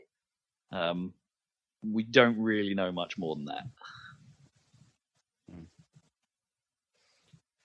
That'd be kind of cool. And then it's not coming out. It's not coming out with the launch of Halo Infinite either. It's going to lag behind. Oh, weird. Oh, so if you get this, would it be this year then, multiplayer for Halo? We don't know. Oh, okay, that's quite weird. Yeah, you'd think they'd want that for the console launch, right? Multiplayer shooter. Yeah, I think it's a little strange. There's also been, the 343 have come back and have come back with some statements since all the graphic stuff came out, saying it's like, yeah, no, you were right about some stuff. We're going to look at those. We've got time. Yeah. There's some stuff you've picked out that we were already working on. Yeah. Which is interesting. They're aware that this was hey, we put this demo out there. We knew some of this was going to come up. We're already working on it. Fine. But they at least acknowledged that there were some points raised that they weren't aware of, and that they're adjusting, changing tack on some things. And to their credit, 343 have always been pretty good on their community side. They've always been responsive. They've always turned around and said, "Yeah, this is," especially with Master Chief, right? They turn around and said, "Yeah, it's busted. We know." Right, they're fixing it. Doesn't mean they fixed it quickly, but most of the time they have gone back and sorted things out. Yeah, I'm really impressed with the Master Chief Collection so far, and I've only played one of the games. And at least they've gone back and fixed Reach, right? Yeah, mostly. They fixed the most egregious problem with it. Yeah, but... the sound. Yeah. So I'm still holding out hope. I think it's. I think like a lot of modern releases, I think my hope dwindles the more I see. Weirdly, I think that's just true of anything I watch now. There's not many things I go out and say, the more I see of this game, the more I want it. Except that just doesn't happen anymore. Well, Yakuza Like a Dragon might be the one. Yeah. And I can't say Bomb Rush Cyberpunk is in that category because we've only seen one thing. So far. Cool. Okay. There's enough Haloing for now. I'm sure we'll learn. I think they also said that Series X is going to get in further improvements after launch as well. So they're not even done with their Series X-iness of how this thing works. There's some talk that there will be some ray tracing support, which there isn't at the moment. Yeah, things like that. So when Infinite comes out, it's probably not the end of Infinite. Interesting. It's interesting. All right, so what else did we have? State of Decay 3 was announced. Fairly obviously, I suppose. What else was that studio going to do after the first two State of Decay games and Microsoft buying them for those? I'm pretty sure that was a CG trailer. That definitely wasn't graphics. Yeah. We got to see what was described as early development footage of the next Forza Motorsport game. Yeah, because you were complaining about the graphics of Gran Turismo, Zach. I think this does look better. Yeah, I agree. Yeah, I think this. It's hard to tell a little bit because it wasn't like as full on a view of it as we got for PlayStation 5. They did describe it as early development, which I found mildly surprising. Yeah, it's like you guys are taking. Yeah, you guys are taking your time. It did look a bit like it was maybe lacking in like effects work, like the texturing and like. Nope. Side of the effects. Hang on, Zach. You're gonna have to say that again. We lost you for a moment. Yeah. Well, I was saying that like it seems like that it might have been a bit lacking in effect work rather than like the models and the textures and stuff looked good, but there didn't seem to be much going on with like dust or lens flares even or anything like that. It seemed like quite a plain trailer on that side. Right. Yeah. Yeah. I think it was just like, hey, look at how much model work we can do now. More than anything. Look how round these tires are. So round. Look, they shouldn't be any more round at this point. I wonder when we pass the threshold of roundness. Actually, I think for tires on cars, I think we're past it. Because I don't think from like Forza 5 onwards we've been able to really discern problems with the tires on a car. Maybe the other details like round headlights and things like that, you might see some polygons here and there, but like roundness of tires, they've had that right for a while. I guess it's easy when you only have to render an exact circle. Yeah, I guess you could probably fudge it. I mean, the tire texture itself is probably just like shading hiding and things like that. As well. Yeah. Yeah, so it would be nice to see more of that. It would be nice more importantly, it would be nice to see when that game's further on, what its structure is, because the last Forza game was apparently just horrendously hindered by its structure and its microtransaction-iness. Ah, okay. Which so you is need to fix the game. Okay. Yeah, which has kind of been a problem since 5. I mean, 5 had microtransactions, and they were kind of in the menus at all times. Pretty much every menu had a press Y now to go to the microtransactions for this. But 7 was kind of rotten with it. It was the one where they started getting in the way. And given everyone's been backtracking on that kind of model for some time now, it'd be nice to see if 8 or whatever they end up calling it, maybe it's just called Forza Motorsport as the trailer suggested, reboot. Yeah, maybe they'll have solved that. I'd still be interested to try it though, because as I say, we haven't had a proper Forza Motorsport game come out on Game Pass. I don't think 7's in Game Pass. Interesting. You think you'd So be there's playing it on that. PC? Well, yeah, that is the awkward thing. It's like I mean, I guess because I'm a Game Pass subscriber, I guess I could see what it looked like on X and then be like, yeah, that looks really great. I want my wheel. I need my wheel. So I'd probably be playing it on PC and then not getting all of the Ks. but maybe a few more of the Fs. Yes. A few more Fs. A few less more Ks, Fs. a few more Fs. I think I'd rather have a few more Fs and a few less Ks. Especially, I don't know. For a racing game, it's probably quite beneficial. They've talked about that was the other thing they mentioned about Halo Infinite's multiplayer. Sorry, I go back to that. They mentioned that will support up to 120 frames per second. Ooh. On the Xbox, does it do that? Presumably, it can only do it on the Series X. Yeah, that's what I mean. But I mean, they've already said Series X is going to have high frame rate support. Can you get 120 hertz TVs as well, or is it just for monitors? So my TV supposedly has some variable refresh rate stuff in it, but I don't know what its range is. Okay, interesting. I think there are a few out there that can do it, but I suppose if you plugged it into like a gaming monitor, it would be fine, right? Yeah. Well, does that mean the new Xbox will have a display port? Because you might need it for some of this. Right. Yeah. Anywho, moving on. We got a new Everwild trailer from Rare. I'm still not sure I know what that game is. Mm-hmm. I mean, it looks nice. And they had the lady who voiced some of the characters from Viva Pinata turn up. Or one of the characters from Viva Pinata, anyway. Cool. We talk a bit about it. I was like, I recognise that voice! I know that lady. Which is a standard Rare thing, isn't it? But like most of the casual-ass Rare staff tend to voice the Rare games. Hilariously. Yeah. Tradition. Yeah, I don't really know what that is. I don't know if it's going to be... There's a lot of ritual going on, a lot of dancing. A lot of let's rescue nature. Maybe they would actually try and do that thing that they kind of inferred that they were trying to do for Sea of Thieves and just make a game where there's no combat. Maybe, yeah. Sea of Thieves was never going to have no combat. Come on. No.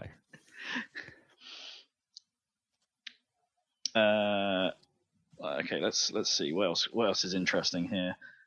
Obsidian announced a new project called Avowed that looks like it really wants to be Skyrim Or Lord of the Rings.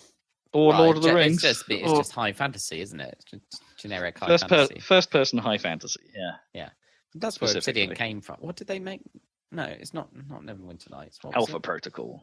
No, I mean way back. Like I'm sure they made Oh god, I don't know. Because Baldur's Gate and Neverwinter Nights were BioWare, but I think what did Obsidian make? Ugh, can't even remember. To the internet. Yeah. Okay. In the meantime, Microsoft have acquired or have created a new studio for some project called Interior Night. They are currently working on something called As Dusk Falls. I don't know if that was a Microsoft studio. I thought that was just a partner. No, I thought that. I see. I thought they'd acquired it, but no, maybe you're right. Okay. I'll be honest. I didn't really like the look of As Dusk Falls. It was strange. Like it's a story-driven thing, but where all the people are animated like a comic book. So like very like single frames. They say a thing, then they move to a different frame, say a thing, but the environment is rendered. I don't know. It looked weird. I don't know. Just a Western take on a visual novel. Yeah. Yes. I didn't really get on with that aesthetic. I didn't sit well with me. Okay, so they Obsidian was kind of formed after the end of Black Isle. Oh right. Do you remember Black Isle? So Black Isle made like Icewind Dale. That's what I was trying to think of. Yeah. And Planescape Torment. Yes. Yeah, which classic. And Obsidian actually made Neverwinter Nights 2 because they made KOTOR 2, right? And they also made so they did sequels to. Yeah, they kept getting picked up to do. And then of course they did Fallout New Vegas, right? The sequel to the. Sure. So they always did like the weird sequel, right, to everything. The weird, awesomer sequel. Until South Park: Stick of Truth. Yes. And then they didn't get hired to do the sequel. That was they got replaced for the sequel, I think, of the South Park RPGs. Yeah, it's quite weird. Had it happened to them, they didn't have. Yeah, I suppose they didn't really have too many of their own projects. I guess it was Alpha was the only one I can think of. Yeah. And now they've got Avowed. So. And Grounded. But yeah, what I kind of mean is like Planescape Torment and Icewind Dale. They were like, I don't know, they were like fantasy, but like with a twist, with their own unique thing. So maybe that's what they'll do for Avowed, because it looks kind of from the trailer like fairly generic high fantasy, but I'm sure they'll have a twist, you know, an Obsidian take on these things. They've done it before, even though they were Black Isle at the time. Epic conversation. High fantasy conversation. Yes. You can deflect an arrow with insults. Avowed! You fight like a dairy farmer. You just shout Avowed at things and then they all like fall apart. Dovahkiin. We've got a Psychonauts 2 look. And it looked like gameplay from just one of the areas. Like, you know, because it seemed to be all of the same theme. And the first Psychonauts game's whole thing was that, you know, every person's brain looked wildly different and had different mechanics and different quirks and gimmicks. But so I thought it was a little strange for them to focus a whole trailer on one area. Just one, yeah. Well, they don't want to do too much spoilers.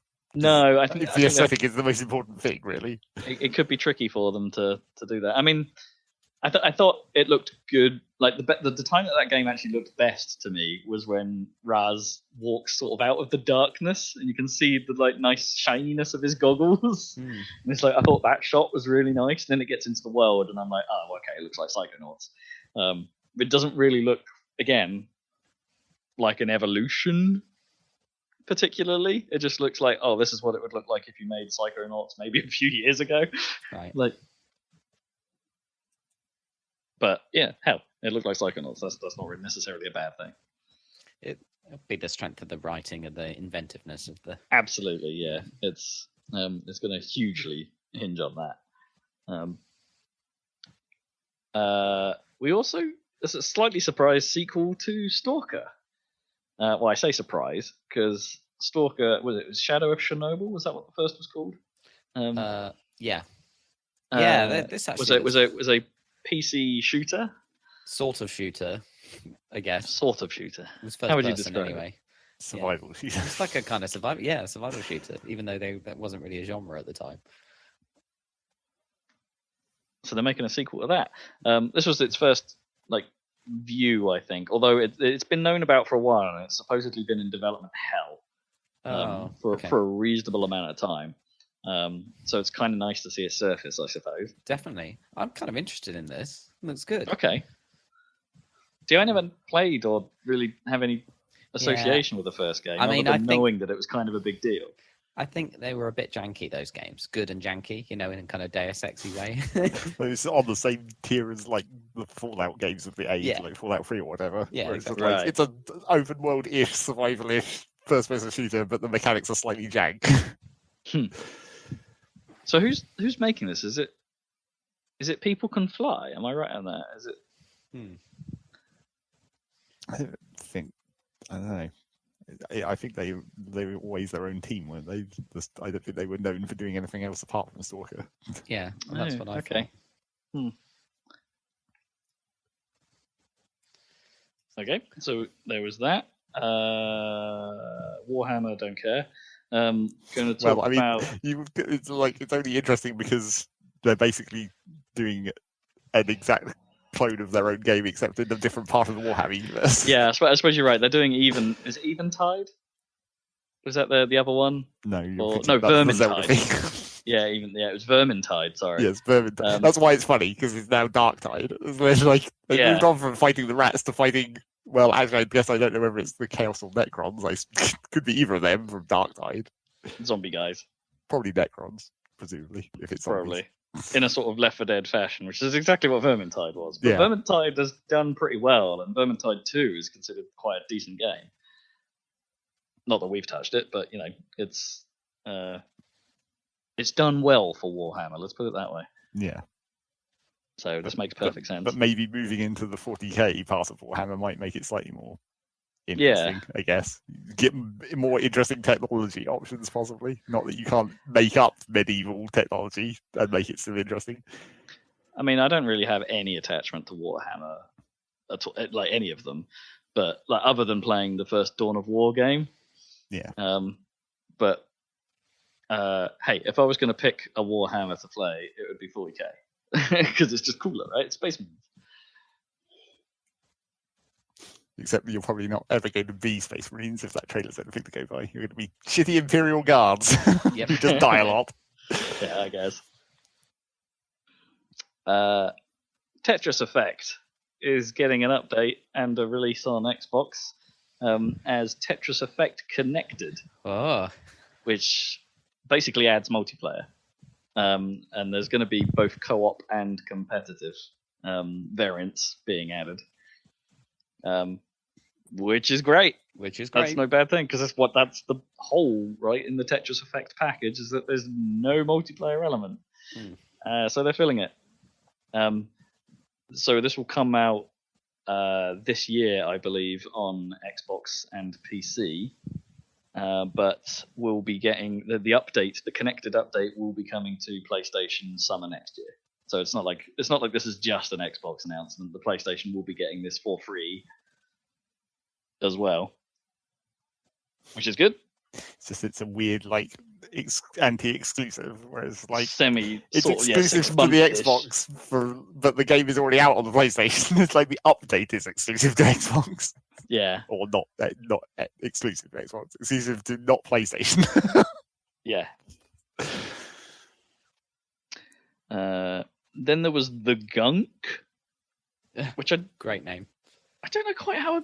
If ever there was a game that looked a bit B tier, this might be it. Like, you're doing stuff with black goop as a sort of third-person adventure game. Well, I mean, it does. It's one of those things where it seems like they came up with a technology to make goop and then base a game around it. Yeah, this is one of the developers that came out. We haven't mentioned this yet, but this is one of the developers that have sort of said we can't release this on normal Xbox because we need the power of Series X for our tech. So this is one of the we might as well touch on this now then, because there's been some confusion over Microsoft's previous statements about that their first party titles or the Microsoft published titles are going to be cross-gen, and they're going to maintain that for a while. They've since sort of stepped back a little from that to say, actually, we'd like them to do that, but we're letting our studios choose what's best for them and their games. So if you are expecting everything that they're working on to come to the current gen Xboxes, it's like temper that slightly. It's probably not going to be true. I would wonder, like, especially when we're talking about things like Forza Motorsport and that, that visual stuff. It's like maybe some of that can be scaled back for bone, but maybe they don't want to, because it's like maybe they're scaling up their tech across the board, so it needs Series X level power to do it. Who really knows? Yeah, I hope there's not a lot of. Is this the thing? Scaling back for bone. Yeah, back for bone. Back for bone. We got another trailer for the Medium, which continues to look like one of those. You forgot to mention how it was really disappointing that the Gunk didn't have robots. I mean, come on. Why is that disappointing? Fill me in. It's the makers of SteamWorld with their cool robot universe that they created. And they didn't use that. They made a different brand entirely. I didn't realize it was the same devs. It says it at the start of that trailer. Well, yeah, I missed that. Clearly. Yes. But yes, I would like. That's all. I don't know if it's just like. I mean, it's fine to make a different, because all of their games have been. Well, no, all of their recent games, I guess, have been based in the SteamWorld universe. Like, you've got Dig and Dig 2, but then you've got the card game, whatever that was called, Book of something. I can't even remember. But and then the XCOM game that they made in the SteamWorld universe. Oh, right, yes. SteamWorld, was it called SteamWorld Tactics? Or? Oh, no, Heist, that's it. Heist, yes. But they have their Steam robot universe, but this isn't in that universe apparently. And I was like, oh, okay. It would have been so much cooler to have those robots actually be in a 3D game and have their weird robot voice acting. Yeah, maybe that would have been better actually. Or maybe it's just like it's like because it's 3D, they're like, Yeah, we don't want to actually think about converting this universe into a 3D game. We'll just leave that for the 2D style. Yeah. The Gunk. They're basically remaking Phantasy Star Online 2. Well, maybe. There seems to be some uncertainty about what that game even is. Yeah. It's some kind of update expansion. People. It feels a bit like Realm Reborn to me. Yeah, some people have been extremely hopeful that it is like a Final Fantasy 14 complete rebuild of PSO, but that's probably this is a modernization of it. Well, because it looks like it's running on completely new graphics tech for one thing. Yeah, it doesn't look like the original. The areas they've shown off seem to be bigger than PSO's corridor style environments. They've talked about it being more open field as well, in general, without saying whether that means they're adding new areas or if they're replacing old areas or any of that jazz. They've talked about how there's a limited amount of character transfer between existing PSO2 and this new one, which excludes things like your character leveling and things like that. So it sounds like there's actually quite little that comes across from PSO2 into this. I mean, I can definitely see it just being the Guild Wars expansions, where it's just a different separate area that you have to move into, and then your characters just have a different skill tree, essentially. I mean, I imagine it's going to be a fully different client and things like that. I doubt it will run under the same platform. It'll be a separate game you have to launch. I don't know.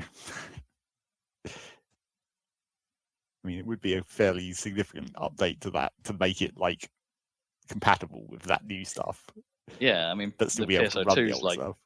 I mean, that the PSO2 may have only just come out here, but that engine is and that game is 8-9 years old now, something like that. Yeah. So it's. But that's not to say they couldn't update it. It would just be probably more effort. Rather than just pulling some server data of your characters off the other server and putting it into the new client. Sure, yeah. So there's that. Crossfire X, which Microsoft have been pushing a little bit. But a bit too much. Yeah, maybe a little too much. Which is because it's a fairly hugely popular military shooter out in China. and is being brought to consoles for the first time. But they're adding a campaign that Remedy are making, which is kind of interesting. And I'll be honest, that trailer looked good. Yeah, kind of like Mission Impossible or something. Yeah, a little. A bit Mission Impossible, but a bit more of a military slant, more about guns and that. But some conspiracy-esque things going on, and yeah, it looked kind of cool. And it looked kind of alright, like a Call of Duty trailer should, if I'm being honest. And then we got one more thing. The rumors were true. Playground Games are indeed working on Fable. Who are they again? If they can manage to make it come out this time. What did they make? Playground Games are the team behind Forza Horizon. Oh. So And, they're British then, obviously. Yeah. They're a British team, yeah, and soon after Horizon 4 came out, the rumors started to spread that they weren't working on a Forza game as their next project. Interesting. And very shortly after that, said they were working on some big open world project. And it's like, well, that's no surprise. You've kind of been doing that for a while, right? Just with racing. And so the rumor mill immediately thought, well, hang on, we haven't seen Fable for a while, right? But I mean, what happened to Lionhead and everything? Lionhead don't exist anymore. Yeah, that's what I thought. So yeah, is Microsoft closed them. Yeah, I wonder. They closed them when they cancelled that last game. Well, or yeah, it was approximately the same time. Maybe not. Fable was it Fable Legends, the asymmetric multiplayer game? Yeah. They cancelled that, and then Sodia will close the whole lot. Yeah, I'm just wondering if any of the employees went on to Playground. That would have made sense. Probably, yeah. Because Lionhead was just Bullfrog, wasn't it? Yeah, basically. It was post EA Bullfrog. Yeah. Yeah, I don't know. We didn't really see anything in that trailer other than it looks Fable-ass, and British voiceovers. Which seems to be all anyone really cares about with Fable. It's like, like British as hell. The weird twee Britishness that I'm not really into, but there you go. As long as the game's good. Yeah, I've never really got into Fable myself. It's not really. No, it's not really for me. So that was all the Microsoft stuff. I'm not sure, if we're going to be honest about it. I think they're in a similar position to PlayStation, and that it's like, okay, this stuff looks good. None of it's probably coming out at launch, like aside from Halo Infinite. So it's like, when are we getting this stuff? Like, yeah, Like I don't really. It's a weird situation because with PlayStation, it's like this is a strong year for PS4. You've got Last of Us and Tsushima and Cyberpunk or whatever. Mm-hmm. And then what have you got on the PS5? Well, probably patches for those games. And then, yeah, probably Cyberpunk. Yeah, exactly. But with Xbox, it's like, I guess Xbox. We know we're getting Halo. That's kind of it, maybe. Yeah, that's why it's such a big deal that people are freaking out over the graphics. And why it's a big deal that I don't care about the story, even though they're trying to appeal to me. Yeah. Anyway. Yeah. So I wouldn't say I was like blown away by it. Because Hellblade was only mentioned sort of to remind people, hey, we're still working on it. Like, they didn't show any new footage. They just sort of had an interview of a Ninja Theory guy, and it was just like, all right, cool. This didn't need to be here. Yeah, it's funny about the graphic because I always think like, oh, is it that like nothing would blow me away now? But it's not true because like that Unreal Engine thing did blow me away, and frankly, like Flight Simulator looks amazing. Yeah, I was about to bring that up actually, because like the some of the tech behind Flight Sim looks the sky tech in particular, which important for a flight game. Some of the lighting behind that looks incredible.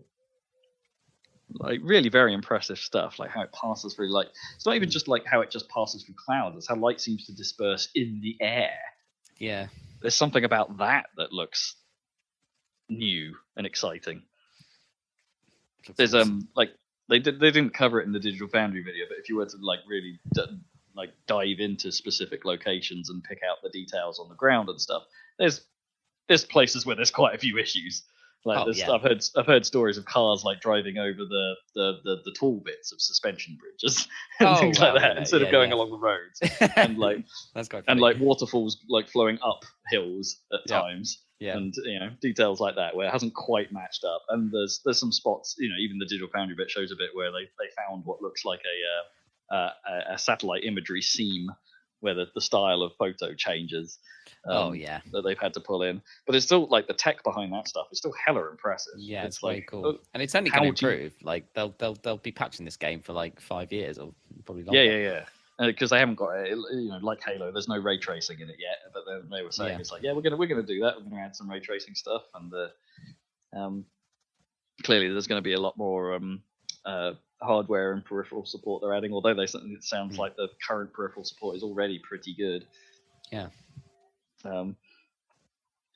That thing looks cool. Like I don't know if I'd really spend a huge amount of time with it, but like, hey, it sounds like it's actually going to be on Game Pass as well. Amazing. Or at least the starter point of it. So that really is a good Game Pass game, isn't it? You don't want to like buy it outright, but you want to faff around with. Yeah, I just want to have a look.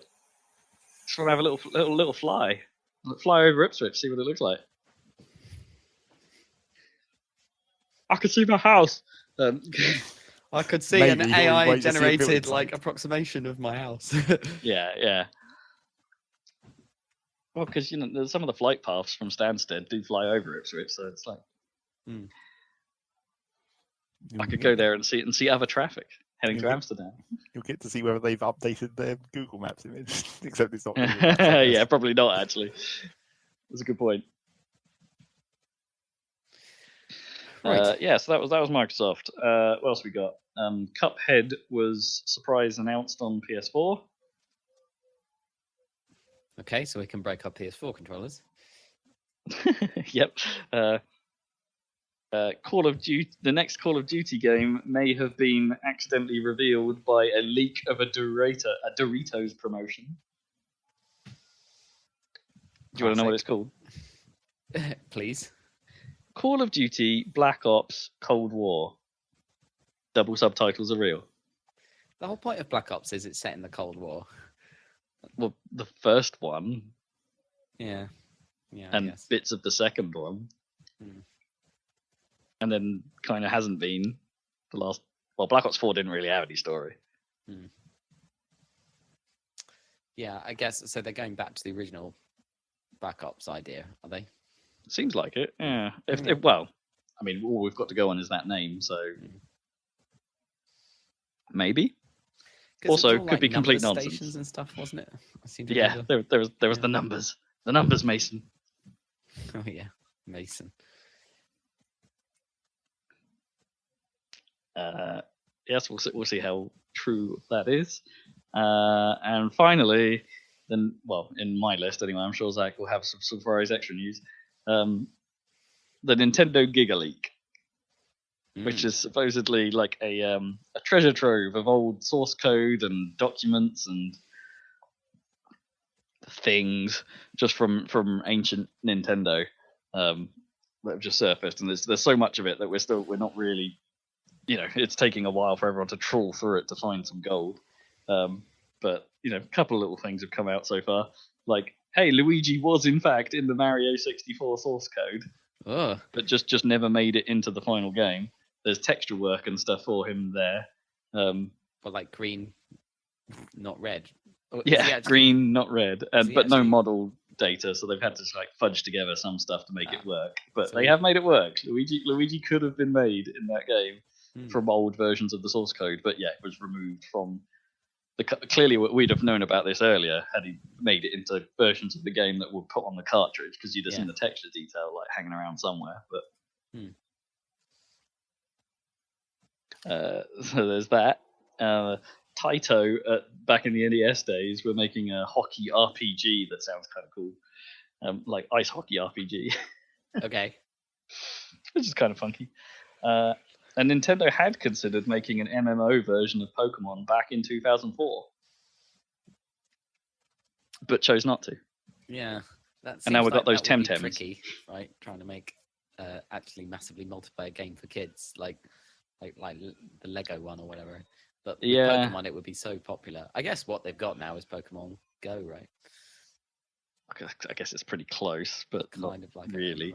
Yeah. And I guess they're sort of touching on it, sort of, with the wild areas, maybe. Mm. But you got that Temtem now, if you want that. Anyway, This is kind of that. That Humble Bundle developed, or Humble Bundle published anyway. Pokemon-like game. Temtem. And that's my news. Cool. I think that's plenty of news for 1 week, isn't it? That's basically our E3 end of E3 episode, isn't it? Done. Pretty much. It's over. Should we talk about video games we've been playing? I think, Zach, you better be talking. Well, there's not too much to talk about in terms of new things or going back to old things, I guess. I guess the one thing I did go back to was Autonauts again, because I hadn't really played since they finished their planned technology tree, I guess. But naturally I didn't get to any of that. I got to about the same place I always get to in that game, which is really about the middle of the tech tree, I guess, technically. But I also hadn't played since they'd added the ability to do proper if conditions in your code, which really it's not as helpful as I thought it would be. Because previously the way you'd do it is everything was repeat loops, and then you'd have a breakout condition.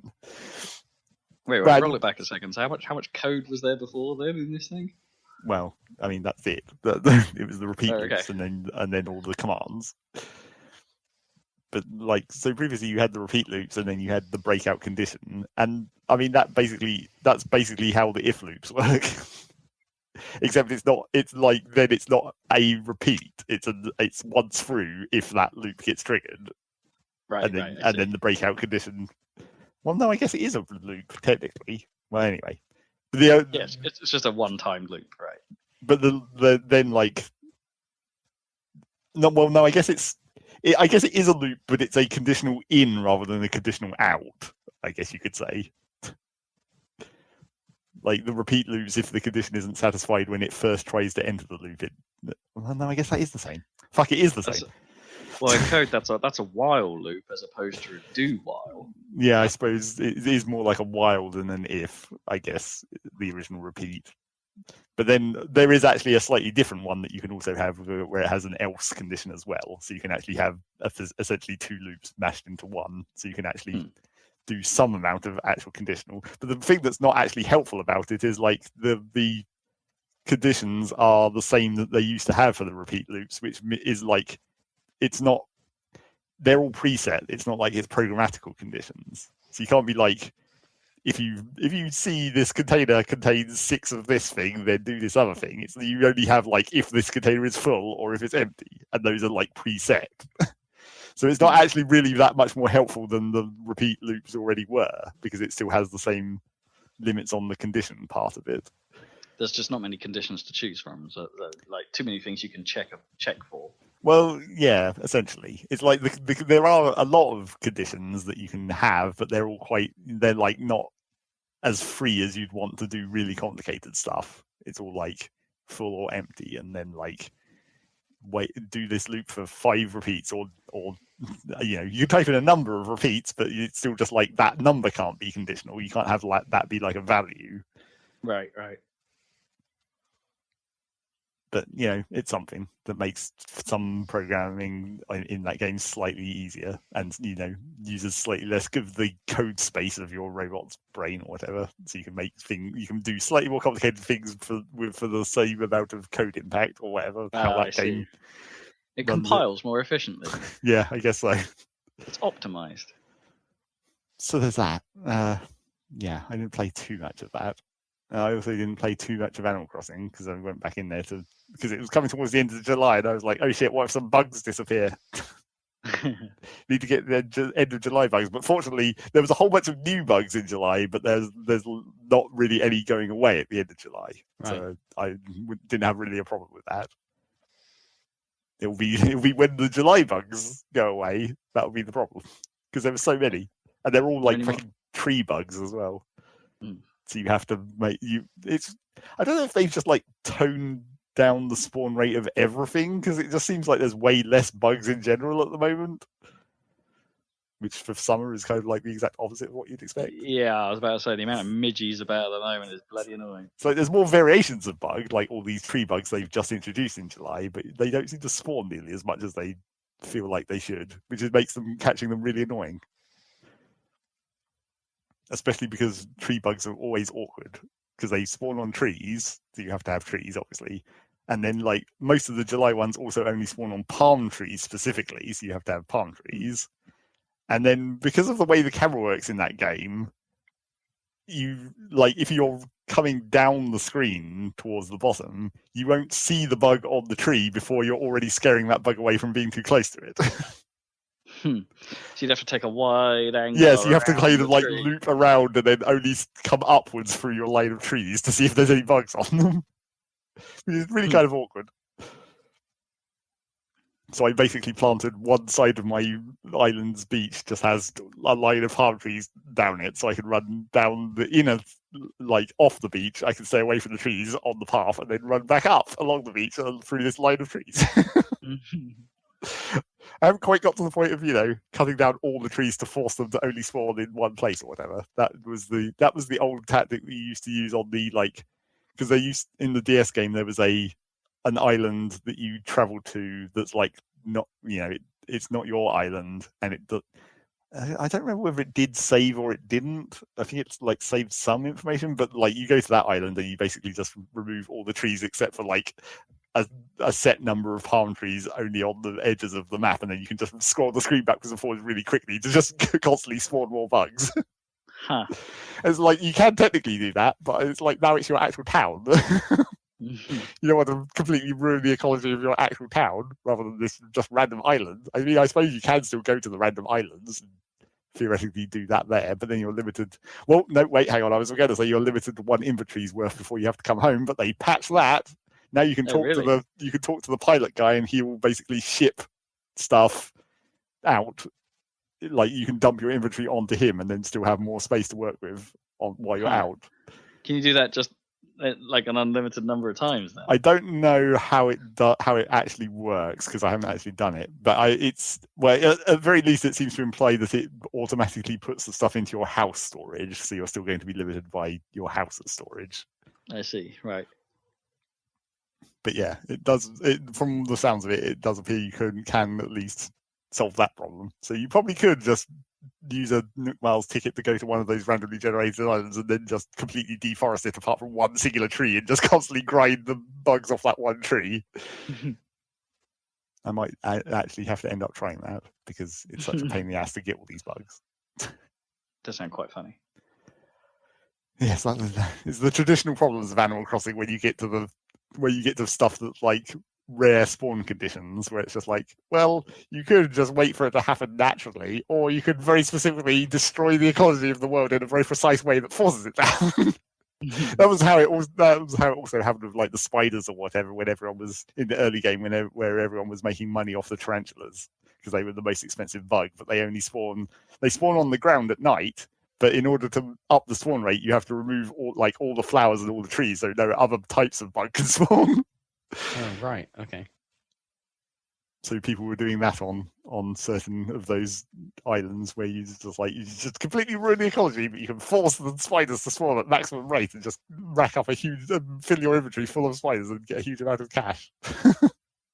But because they're the Nook Islands, yeah, they're fine. It doesn't remember anything that you ever do, so you just you just leave. Oh, cool. Tarantula farming. Yep. They nerfed that though. Like they nerfed the spawn rate of tarantulas quite significantly, even if you fuck up the ecology. But then at this point, no one cares any longer because everyone's been on the stock market long enough that everyone just has as much money as they need. Like I have 11 million that I'm never gonna spend in my bank. It's just like, well, okay, I guess I don't need to even worry about the stock market any longer. There's an achievement for making 10 million, and I got that, and then I'm just like, well, okay then. Just keep buying those fishing rods. Yep. No longer need to craft tools while the shop's open, at least. Just go in there and buy them because it's much quicker than having to get all the crafting materials out of your storage. Because they still haven't patched that, the thing that all the UI things that people complain about. There's been a patch to put in fireworks for August. August is firework month, apparently. Every Sunday night, get out there and see the fireworks show. On August. Yep. What's so special about August? Well, that's what I was saying to Dan before the podcast. It's like maybe they specifically chose August because it's not related to any country's normal holiday where you'd have fireworks. I guess, yeah. It's Nintendo fireworks season. Or maybe they couldn't think of any other holiday to do in August, and they're just like, well, we'll just throw fireworks in there. Maybe this is when we were going to open the Nintendo part of Universal Studios or whatever. Or Nintendo Land. Yeah. The theme park. So yeah, I don't know. I did actually get round to doing some of the cleanup of my island, finally getting rid of the ridiculous amount of flowers all over the damn place. I got like 2/3 of that done. So that's nice. Don't have to be bothered by that horrible mess any longer.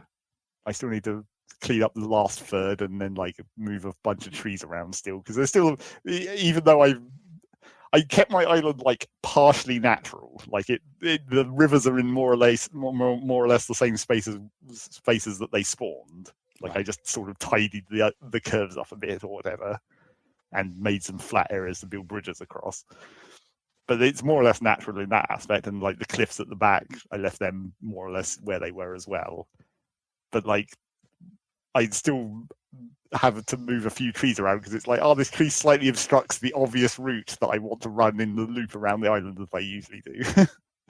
You've got that's the kind of thing where you're getting into like actual real civil planning, where it's like, oh, people are going to walk across this grass because it's the most direct route, so you might as well put a path there. Desire paths, yeah. Yeah.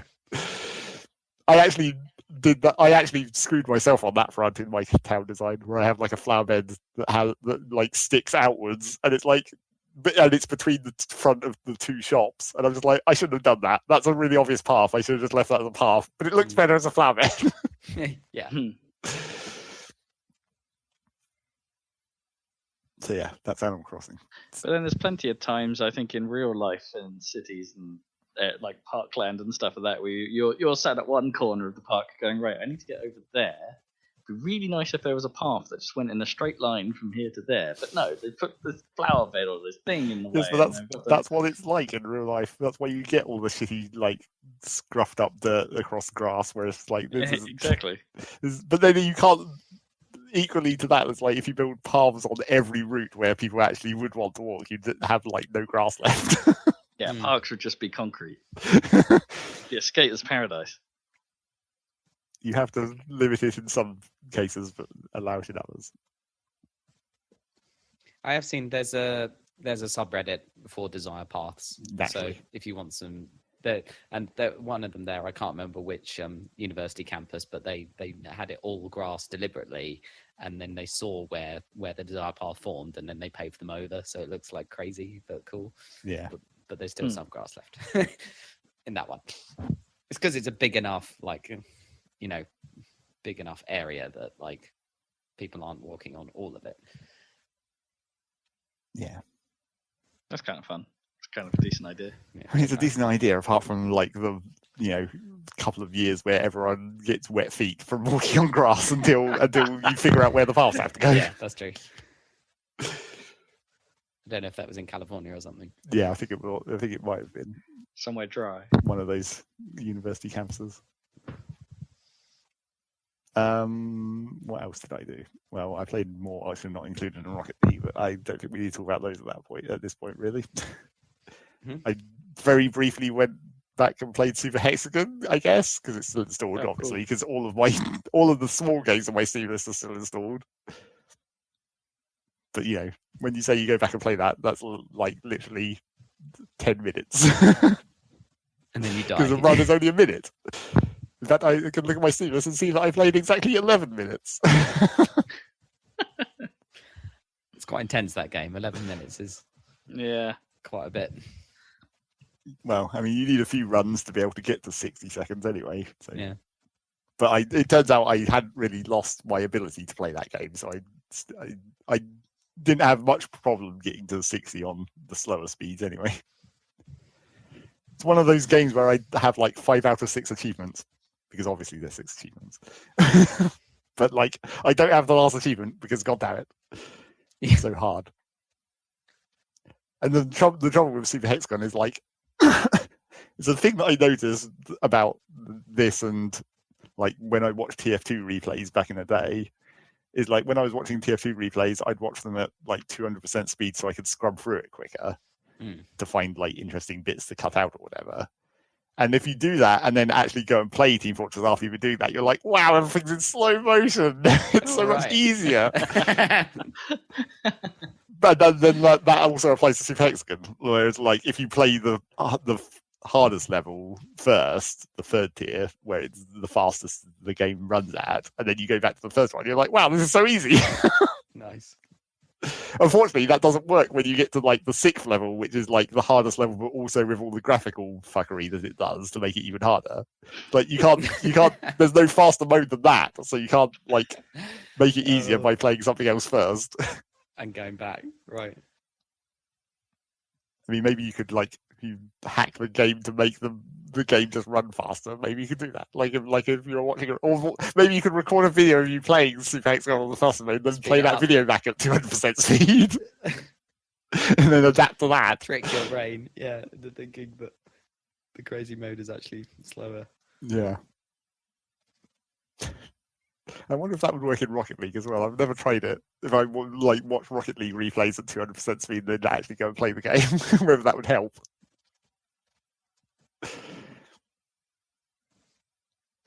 And then I did like a run of Enter the Gungeon at some point. Because why not? Because I still have my goal of eventually one day getting those last hard runs done. Get the goddamn Paradox run. It's annoying because every time I like this time, especially when I played Enter the Gungeon, I was like, do I have enough time to do a run? And like, because obviously Paradox run, you're doing 2 runs essentially. Yeah, it takes ages. I was like, do I have enough time to do it? And I was like, well, it's like I haven't played for a while, so this is probably isn't going to be a successful run, but I'm going to play Paradox anyway. And then I got into the 2nd run, and I was like, well, fuck. I guess I didn't have enough time to do this run. So I had to stop and save, and that never works. You can't stop mid-run and then come back. You need to be in the zone. Yeah, I guess, but at least you can with Gungeon. Well, sure. I mean, you can physically. It's possible. There's so many roguelikes that have this sort of structure where you just can't, and I find that really frustrating. Well, it depends how long the run is, essentially. Like, you can save and quit in FTL and Into the Breach and stuff, and you'd need to for those for most people, because those are quite long runs. They're pretty long. And originally in Enter the Gungeon, before the patch where they introduced saving, you maybe could have argued that it wasn't really necessary, even though the runs were like 45 minutes. But once you get to the Paradox, where you're doing 2 consecutive runs, kind of do need that as an option. Even though I say you probably shouldn't, because you need to stay in the zone. Yeah, you got to keep that going. Keep your skills up. Although isn't the Paradox you could stop halfway through quite happily? Yeah, because it does kind of reset you in the middle, because you go back to the start with essentially a fresh character without any of your stuff. So essentially, you can stop quite easily in the middle of it. And speaking of that thing I was just mentioning about those other games, you can, I guess at Enter the Gungeon, there is the speed mode where it makes the game run quicker. So I guess maybe I should do that. Maybe I should do a run in the super fast mode and then do a Paradox run and make it easier. Yeah, go back in slow-mo yourself. But then you're doing 3 runs, essentially. Yeah. That's quite a lot. Well, your speed run you might not get very far. Well, true. And also, it should theoretically be faster regardless. Because you're just speeding it because up. the game is just fast. And there's still other stuff that I need to do in Gungeon that's not related to the Paradox run, like the Curse run, where you have to get your Curse super high. Because there's an achievement for defeating a cursed boss, and I've never seen that happen. Oh, huh. I've seen double boss, where you get 2 of them, Sure. but I haven't seen like jammed boss, where it's cursed boss, which presumably I don't know how that would actually change anything apart from because usually the jammed enemies have more health, so they just take longer to kill, and the jammed bullets do like full heart damage rather than half heart damage. So I presume that'll be the same for a jammed boss. It will just the bullets will do more damage and it will take more damage to kill. It probably won't actually, change the patterns or anything. Sure. Standard difficulty slider stuff. But yeah, I've never seen that happen. And I guess because I've never done like a curse run intentionally, really. I don't know how, because there is a kind of a cheap way. Well, I guess it's not a cheap way. It's kind of an intentional way to initiate a curse run. Is like when you enter the dungeon right at the start, there's that broken shrine, and you can actually interact with that to just give yourself 8 curse immediately, and like 10 is the maximum. So you can effectively just start a curse run immediately as soon as you enter. But then, normally I try to avoid curse because it's bad. It's a curse. unless you have very specific items, and I guess that's probably how you'd get through a super high curse run, is to get lucky with the drops, get the cursed bullets where your bullets just get more powerful when you have more curse. But even then, that sort of wouldn't help you that much because you're still going to be fighting way more jammed enemies that have more health. So it's like that would sort of neutralize the curse. It would really make it easier. Yeah, it'd be a normal run again. Yeah. Aside from all the other curses. Yeah, apart from the hit points thing. So I don't know if I'll ever get to that. But yeah, one day maybe I'll. I feel like maybe I am getting slightly better at Gungeon over time, but maybe I need to like play it more for a consistent amount of time rather than just coming back to it occasionally. Mm. I mean, I can easily go back to Isaac, and just complete runs on that. Like my skill / knowledge seems to persist quite well in Isaac, but I don't feel like it does quite as well in Gungeon. Mm. Or at least it's not increasing as much in Gungeon over time. Is that just because of the increased visual craziness of Gungeon over Isaac? Or? Yeah, it might be, because there's definitely certain situations in Gungeon where it's just like you just literally can't perceive what is even happening. Like sometimes it's your guns specifically are like, I can't even see the enemy bullets because my bullets are covering up everything. There's just so many bullets. And the idea in that situation is you're meant to kill stuff fast because you have a ridiculous amount of bullets. But that doesn't always work.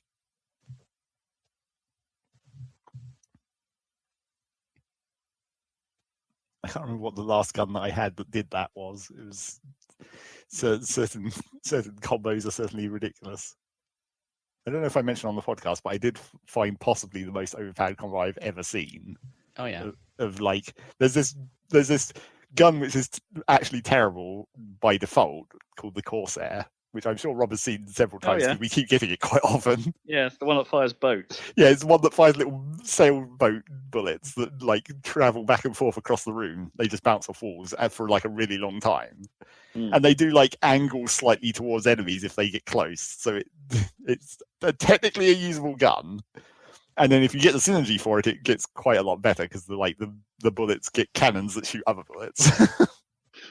Which is silly, but that's how Gungeon works. Yep, love it. But like that synergy wasn't even part of the combo that made it ridiculously overpowered. Because what I had was I had shadow bullets, so when you fire, you just get another bullet. So I was already firing 2. That's obviously a good start. Step 1. But then I also had homing bullets, so the bullets homing on enemies. But if you combine that with the Corsair's natural homing, it actually just makes it so the bullets just basically stop on top of the enemies and just rotate in place. Oh wow! And because the Corsair bullets, because they're meant to travel backwards and forwards across the room for a really long time, they persist for a really long time, even if they hit enemies. So essentially what I was doing was just like, I'm not even aiming at the enemies, I'm just spamming bullets out, and I'm getting 2 bullets at once, and those bullets are just automatically homing on enemies and just sitting on top of them doing damage, which made it incredibly powerful for bosses. Because you just have basically a huge ball of bullets that would just sit on top of wherever the boss was and just annihilate their health. That's brilliant. Oh, that's a good one. See, I love that. I love it when these games do have weird quirks that you can just abuse every now and then. Yeah, I feel like I'm sure I've said it before, but like in Isaac, you're building towards that intentionally. Like you sort of get the knowledge of how to combine items and what items combine well in Isaac. Whereas in Gungeon, it's more or less just random. You just get lucky, and it's like, oh, this random item I picked up randomly combines with this random gun that I picked up. Whereas in Isaac, it's much more intentional. And I guess the other thing in Isaac is it's also possible to completely screw yourself by picking something up, whereas that rarely happens in Gungeon. And also in Gungeon, you can just drop things. Yeah.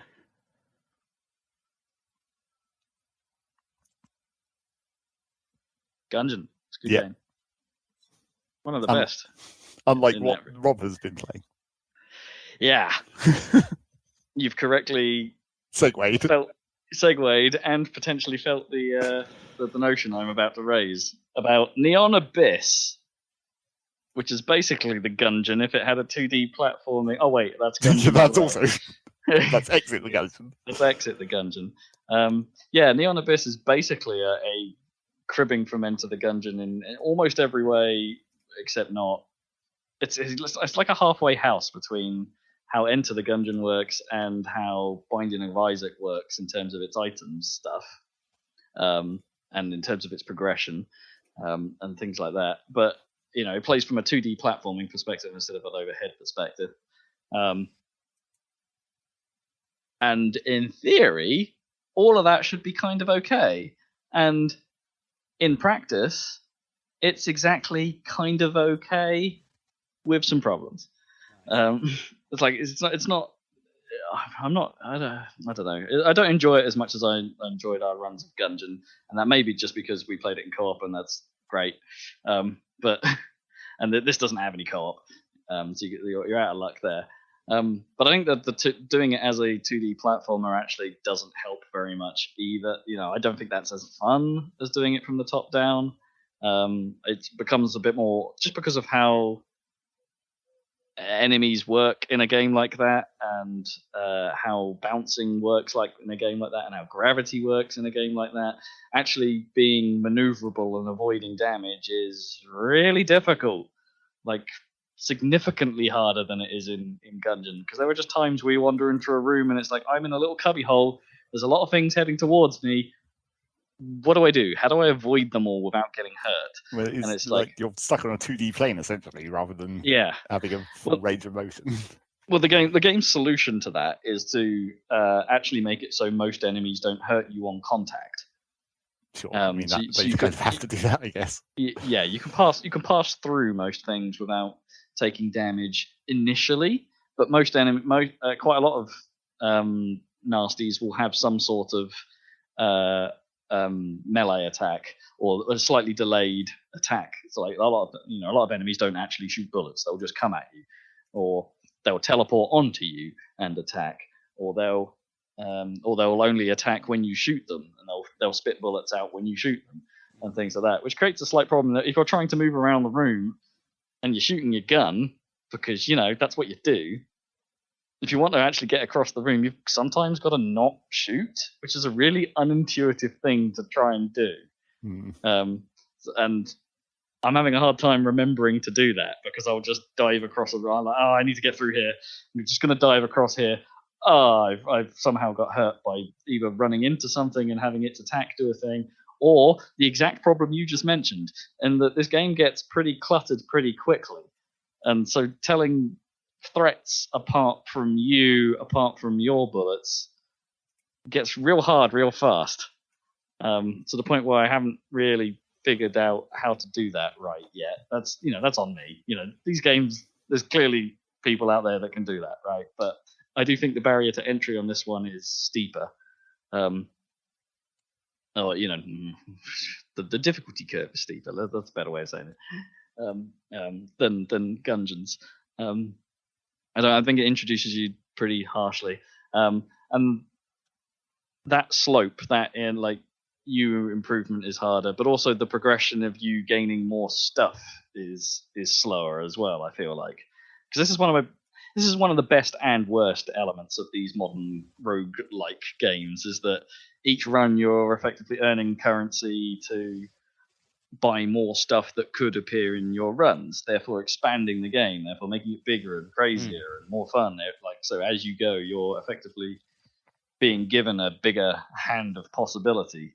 But I feel like you get these gold tokens every time you defeat a boss, but most of the early unlocks require like 5 tokens, so you have to go through 5 levels to get an unlock for your next run, which means you're probably playing more than one run to get one unlock, and that unlock is probably a single item that may occur in the next run.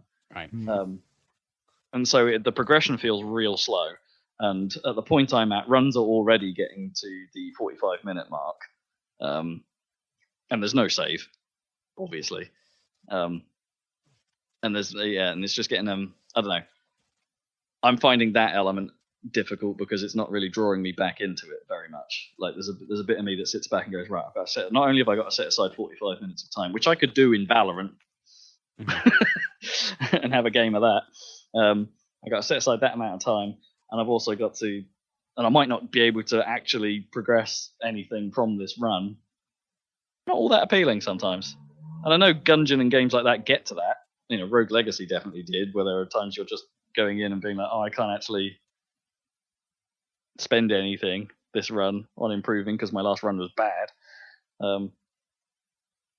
You don't have to blow all your currency every run in this one. You do keep it, like the green hash things, whatever they're called in Gungeon.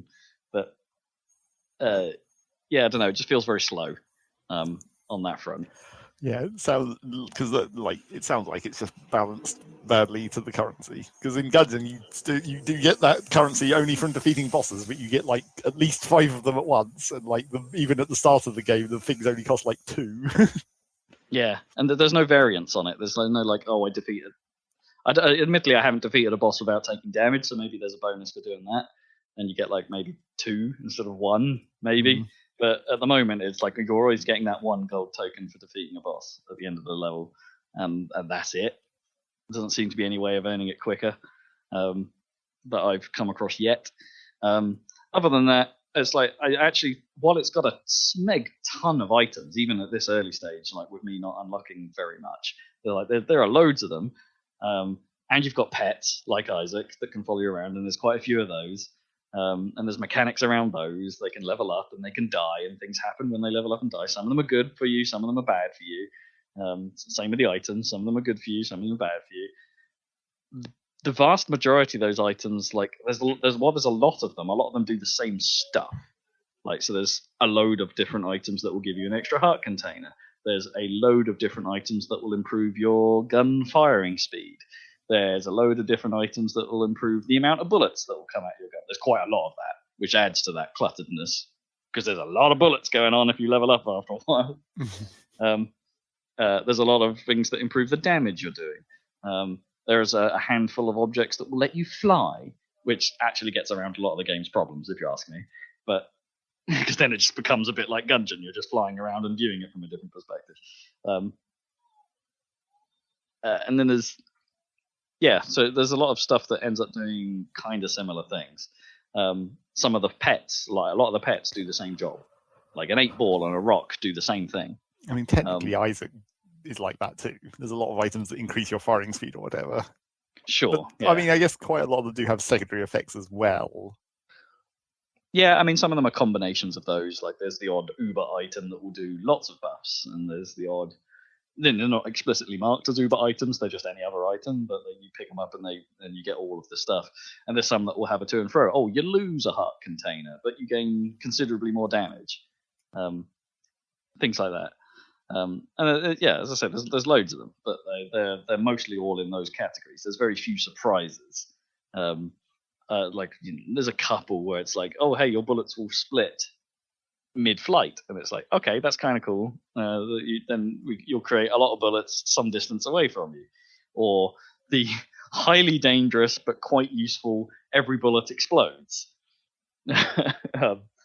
item, which is quite fun, but really quite super dangerous, especially with certain weapon combinations. Which leads me on to the guns themselves, which I think are mostly trash. Oh no, that's not good. Like, yeah, it's kind of the thing you want from these games, right? You want the guns to be really interesting and really fun, and I think Gungeon does an amazingly good job with that. I think it's got a large selection of guns. You're not going to use all of them all of the time, but hey, there's a lot of variety there. And my problem with Neon Abyss's guns is that most of them I will never use or never want to use, and will just go for the starting gun because hey, the starting gun fires bullets in a straight line, and I can hit things with it. If I want to use, say, there's a gun that's modeled after Mega Man's arm, for instance, I can't hold down a direction and keep shooting at that because it charges when I hold down a direction of that and fires when I release, which makes it really difficult to use. And then there's lasers, but the lasers don't let you change direction while they're firing. So you fire the laser and you have to hold it in that position until you release and fire it again. So with a lot of the guns, you're now having to do some kind of finger tennis on the R stick to keep shooting, which I hate. I really don't like how that feels. Yeah. And it's really difficult as well. Yeah, I mean, that seems kind of fundamental, critical stuff.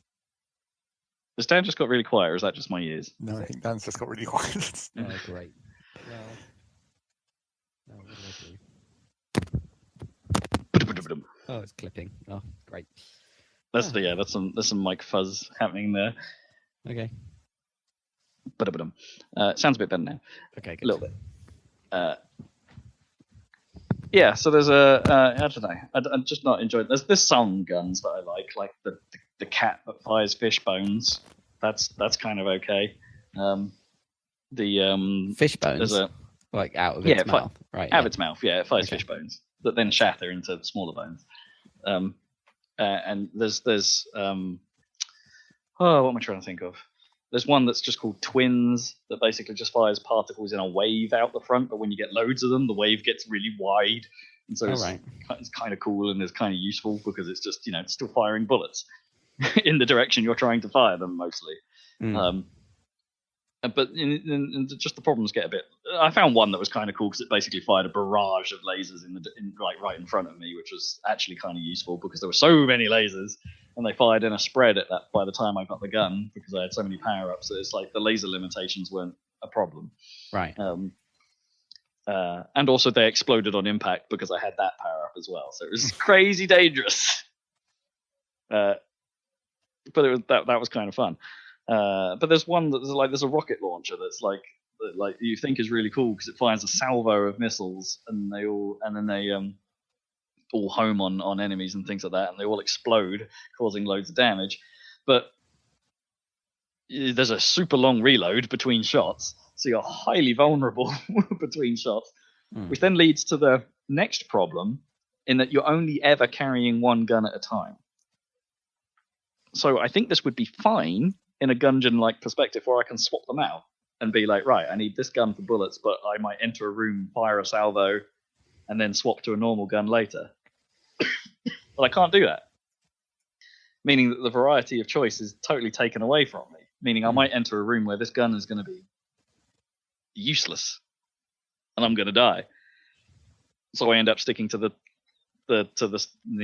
guns that fire like a normal gun.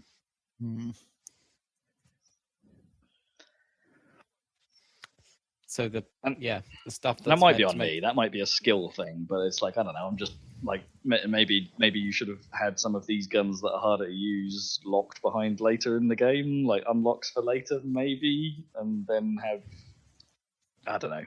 It's just like I'm not finding very many that I enjoy using.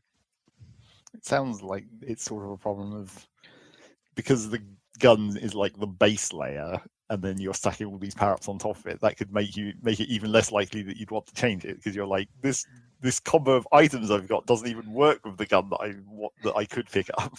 Well, yeah. Like, so imagine you have the exploding bullets thing, which is super dangerous for most of the weapons. Yeah. And then you pick up the guitar, and you just try it to see what the guitar does.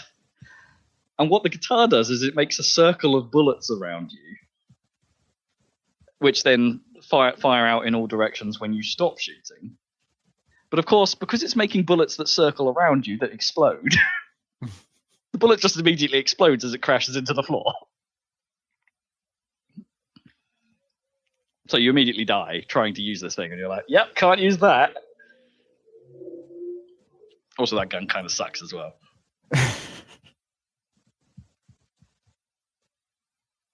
I don't know.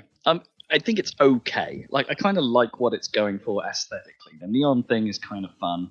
They go for a more pumping beat music aesthetic, although it needs more of it. There's only like 3 tracks that appear in dungeons, and it could really do with more of that, because I'm bored of them already.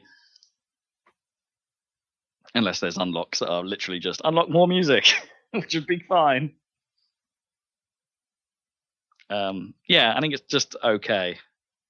It's not hugely it's not terrible, and I'm sure some people will really like it, but it's the problem I have is that I've played Gungeon and Rogue Legacy. You get spoiled by the good games. Yeah, a little bit. I don't really see much of a reason for choosing that over this over them. And so obviously the reason why Rob played it because it was free. Well, yeah, because Game Pass. Yep, Because Game Pass. just buy Gungeon. It'll probably be solved. Problem solved. Ain't nobody got time for that. Yeah, and I'll not a huge amount to talk about elsewhere, to be honest. Like, I've been playing Valorant still. I think There it's was getting one to other thing that I really briefly wanted to say, because you reminded me when you were talking about pets. Oh, yeah. Oh, what's that? It's only another Gungeon story technically, but this is one that Rob kind of needs to know, and also was in our videos a bunch. All I finally figured out what the shifty pig does. Oh my god. What does the shifty pig do? Well, the thing is, I always call it the shifty pig. That's not technically its name. Well, it's just because it looks like it. It's just called like pig, and weirdest the text describes it as shifty. It's definitely shifty pig. But I discovered what the shifty pig actually does, and it's actually super powerful, as it turns out. It basically, when you're about to die, it dives in front of the time bullet, and then you just come back to life. Wait, what? So the last thing that can kill you, Well, when you take your last hit of damage, and it does that, Gungeon does that sequence where like the time cursor comes over you and it shoots you with the time bullet. but The shifty pig will just dive in front of that, and then you come back at full health. wow. So did we lose the Well, pig see, that's the somehow thing. before?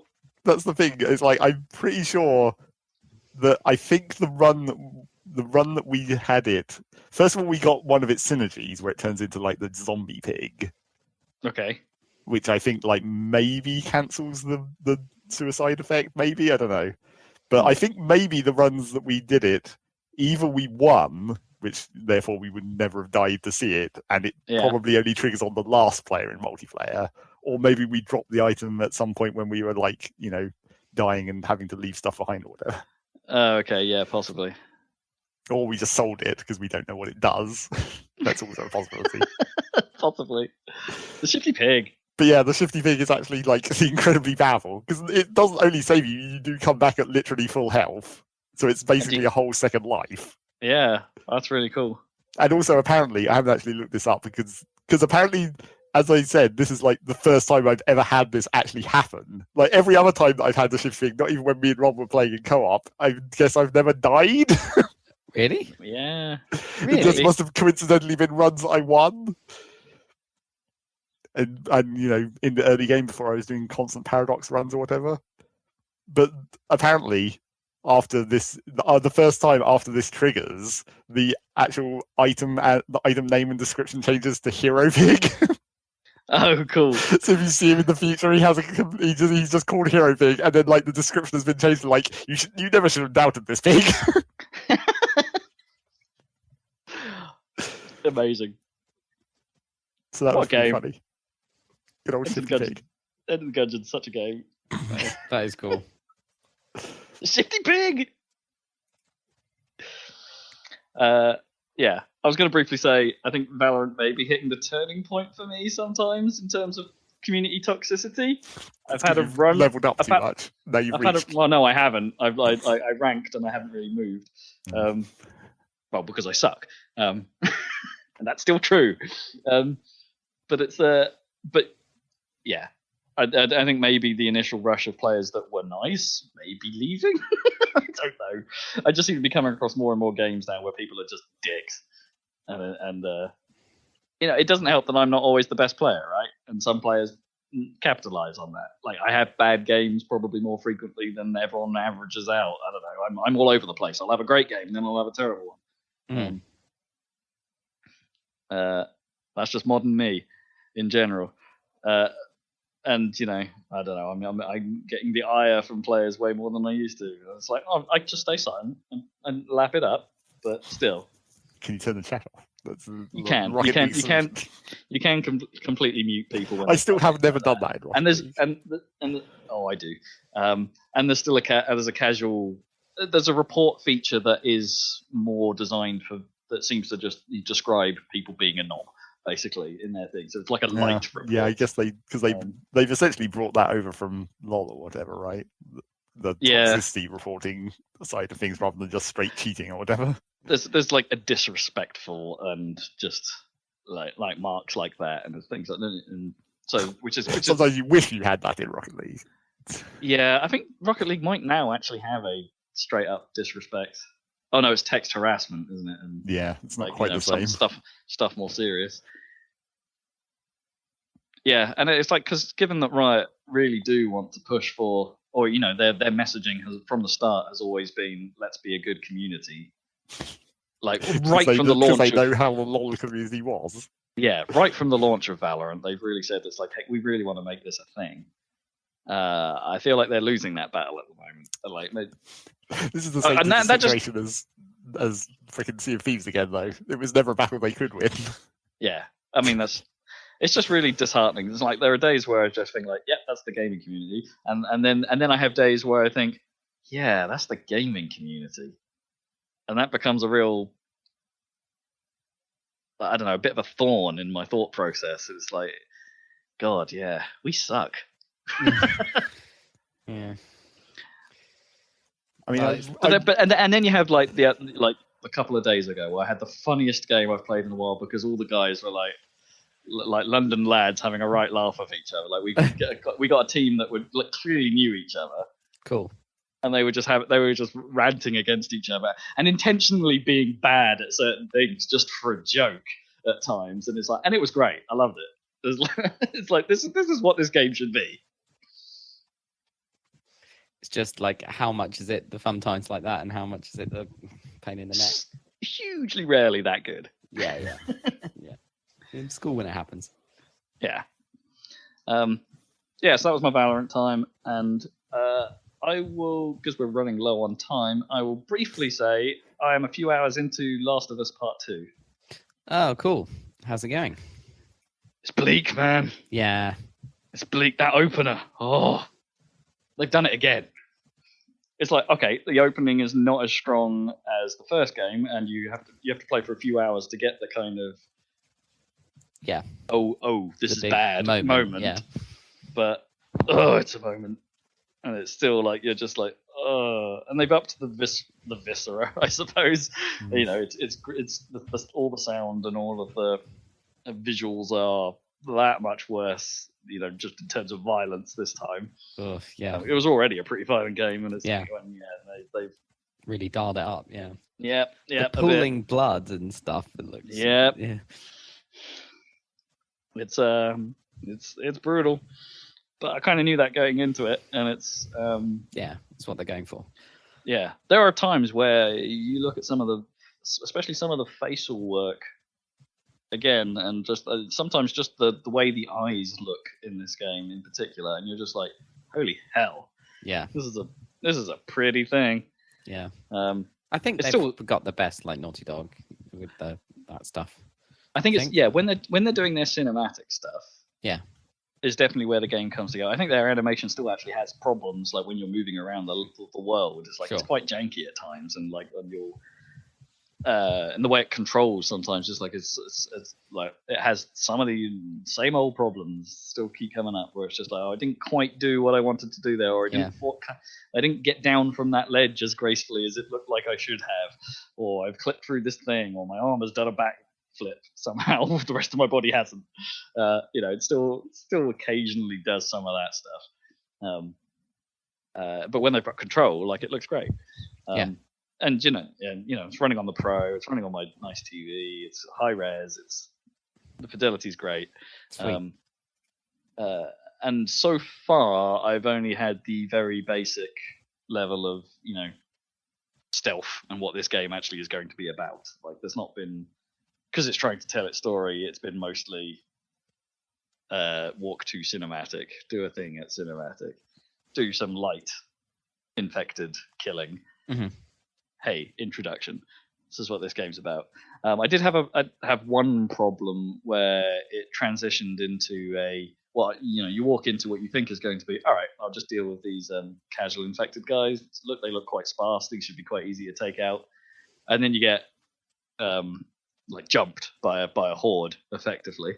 Yeah. And it's just like, I wasn't quite sure, like, the first time I saw it, it's like only a few, okay, a couple of guys have jumped the hedge and they've spotted me, that's fine. Surely, I guess it wants me forcing me to do a bit of combat here. No, that was not what the game wanted me to do at all. It wanted me to run. Right. And like, didn't hint it to you but enough. It was, right. No, it wasn't immediately apparent that that's what it was until the numbers increased the second when I did it the second time. And it's like, oh, there's a lot more of them than I realized. Right, you just want me. You're just teaching me that sometimes running is the best solution. Yeah. And actually, it turns into a big sequence, and it's kind of the build up to the bad end, the bad thing. Yeah. Or a part of it. But that then sets up what the rest of this game is going to be, which I've been told is really quite long. So. Yeah. Long and depressing. Settle in, I suppose. Yeah, but then it immediately did, almost immediately afterwards, it kind of did the Uncharted thing of you've done a bit of combat, now you're going to do an area that's a light puzzle. Yeah, that's quite nice. They break it up. Kinda, except I don't know if I. Yeah, I don't know if I want that cadence again so soon after playing Uncharted 4. Oh, I see. Yeah. Okay, because it's been years, obviously, for Naughty Dog, but for you, it's been. Yeah, for me, it's been a few months. Yeah. And it's just it's feeling quite familiar at the moment, and it's bit less lighthearted than Uncharted 4, but yeah. In terms of gameplay, That's not to say I'm not enjoying it. It's got the when it's one of those games where you sit down and you start playing it, and the way the story is told, and that every little thing is a drip feed to the next thing. It's a bit like a TV series. It's incredibly hard to stop. Cool. That's great. Incredibly hard to stop. I really had to pull myself away from it yesterday. Awesome. That's brilliant. It's just that actually sounds really good. Yeah. Hey, early days yet. We'll see how it goes. It might be one of those where it's like, hey, the stealth was ramped up and now I'm finding it the worst game in the world. Right, but as stealth may do with me. Yeah. So we'll see. But it's so far it's working. Cool. Excellent. Well, that's good to know. The big games. The big game, yeah. Yeah. And cool. We'll just have to see who fits in Cyberpunk. What we're coming. Yeah, who can wedge it in at the end of the year. Yeah. Cool. I think that might be a podcast. Nearly. That's a podcast. Yeah. We got any YouTube videos going up for the listeners? Yeah. Watchers, viewers? I think the next one will be another Portal 2 video. Mm-hmm. Part 2. Classic. Yeah, which we had some recording difficulty with, but that all seems fine. You'll never notice. It's fine. Yeah, so check that out on our YouTube channel, Happy Salad. And Episode. and then we'll be back in a couple of weeks with another podcast. There will be podcasts. Tune in then. But there won't be any more news. No, the news Probably is done. not. The news is done. Yeah. We'll get our post E3 lull now. Yeah. Just slightly later than normal. Got you for the lull. The lull. Enjoy the lull. Enjoy the lull. Goodbye.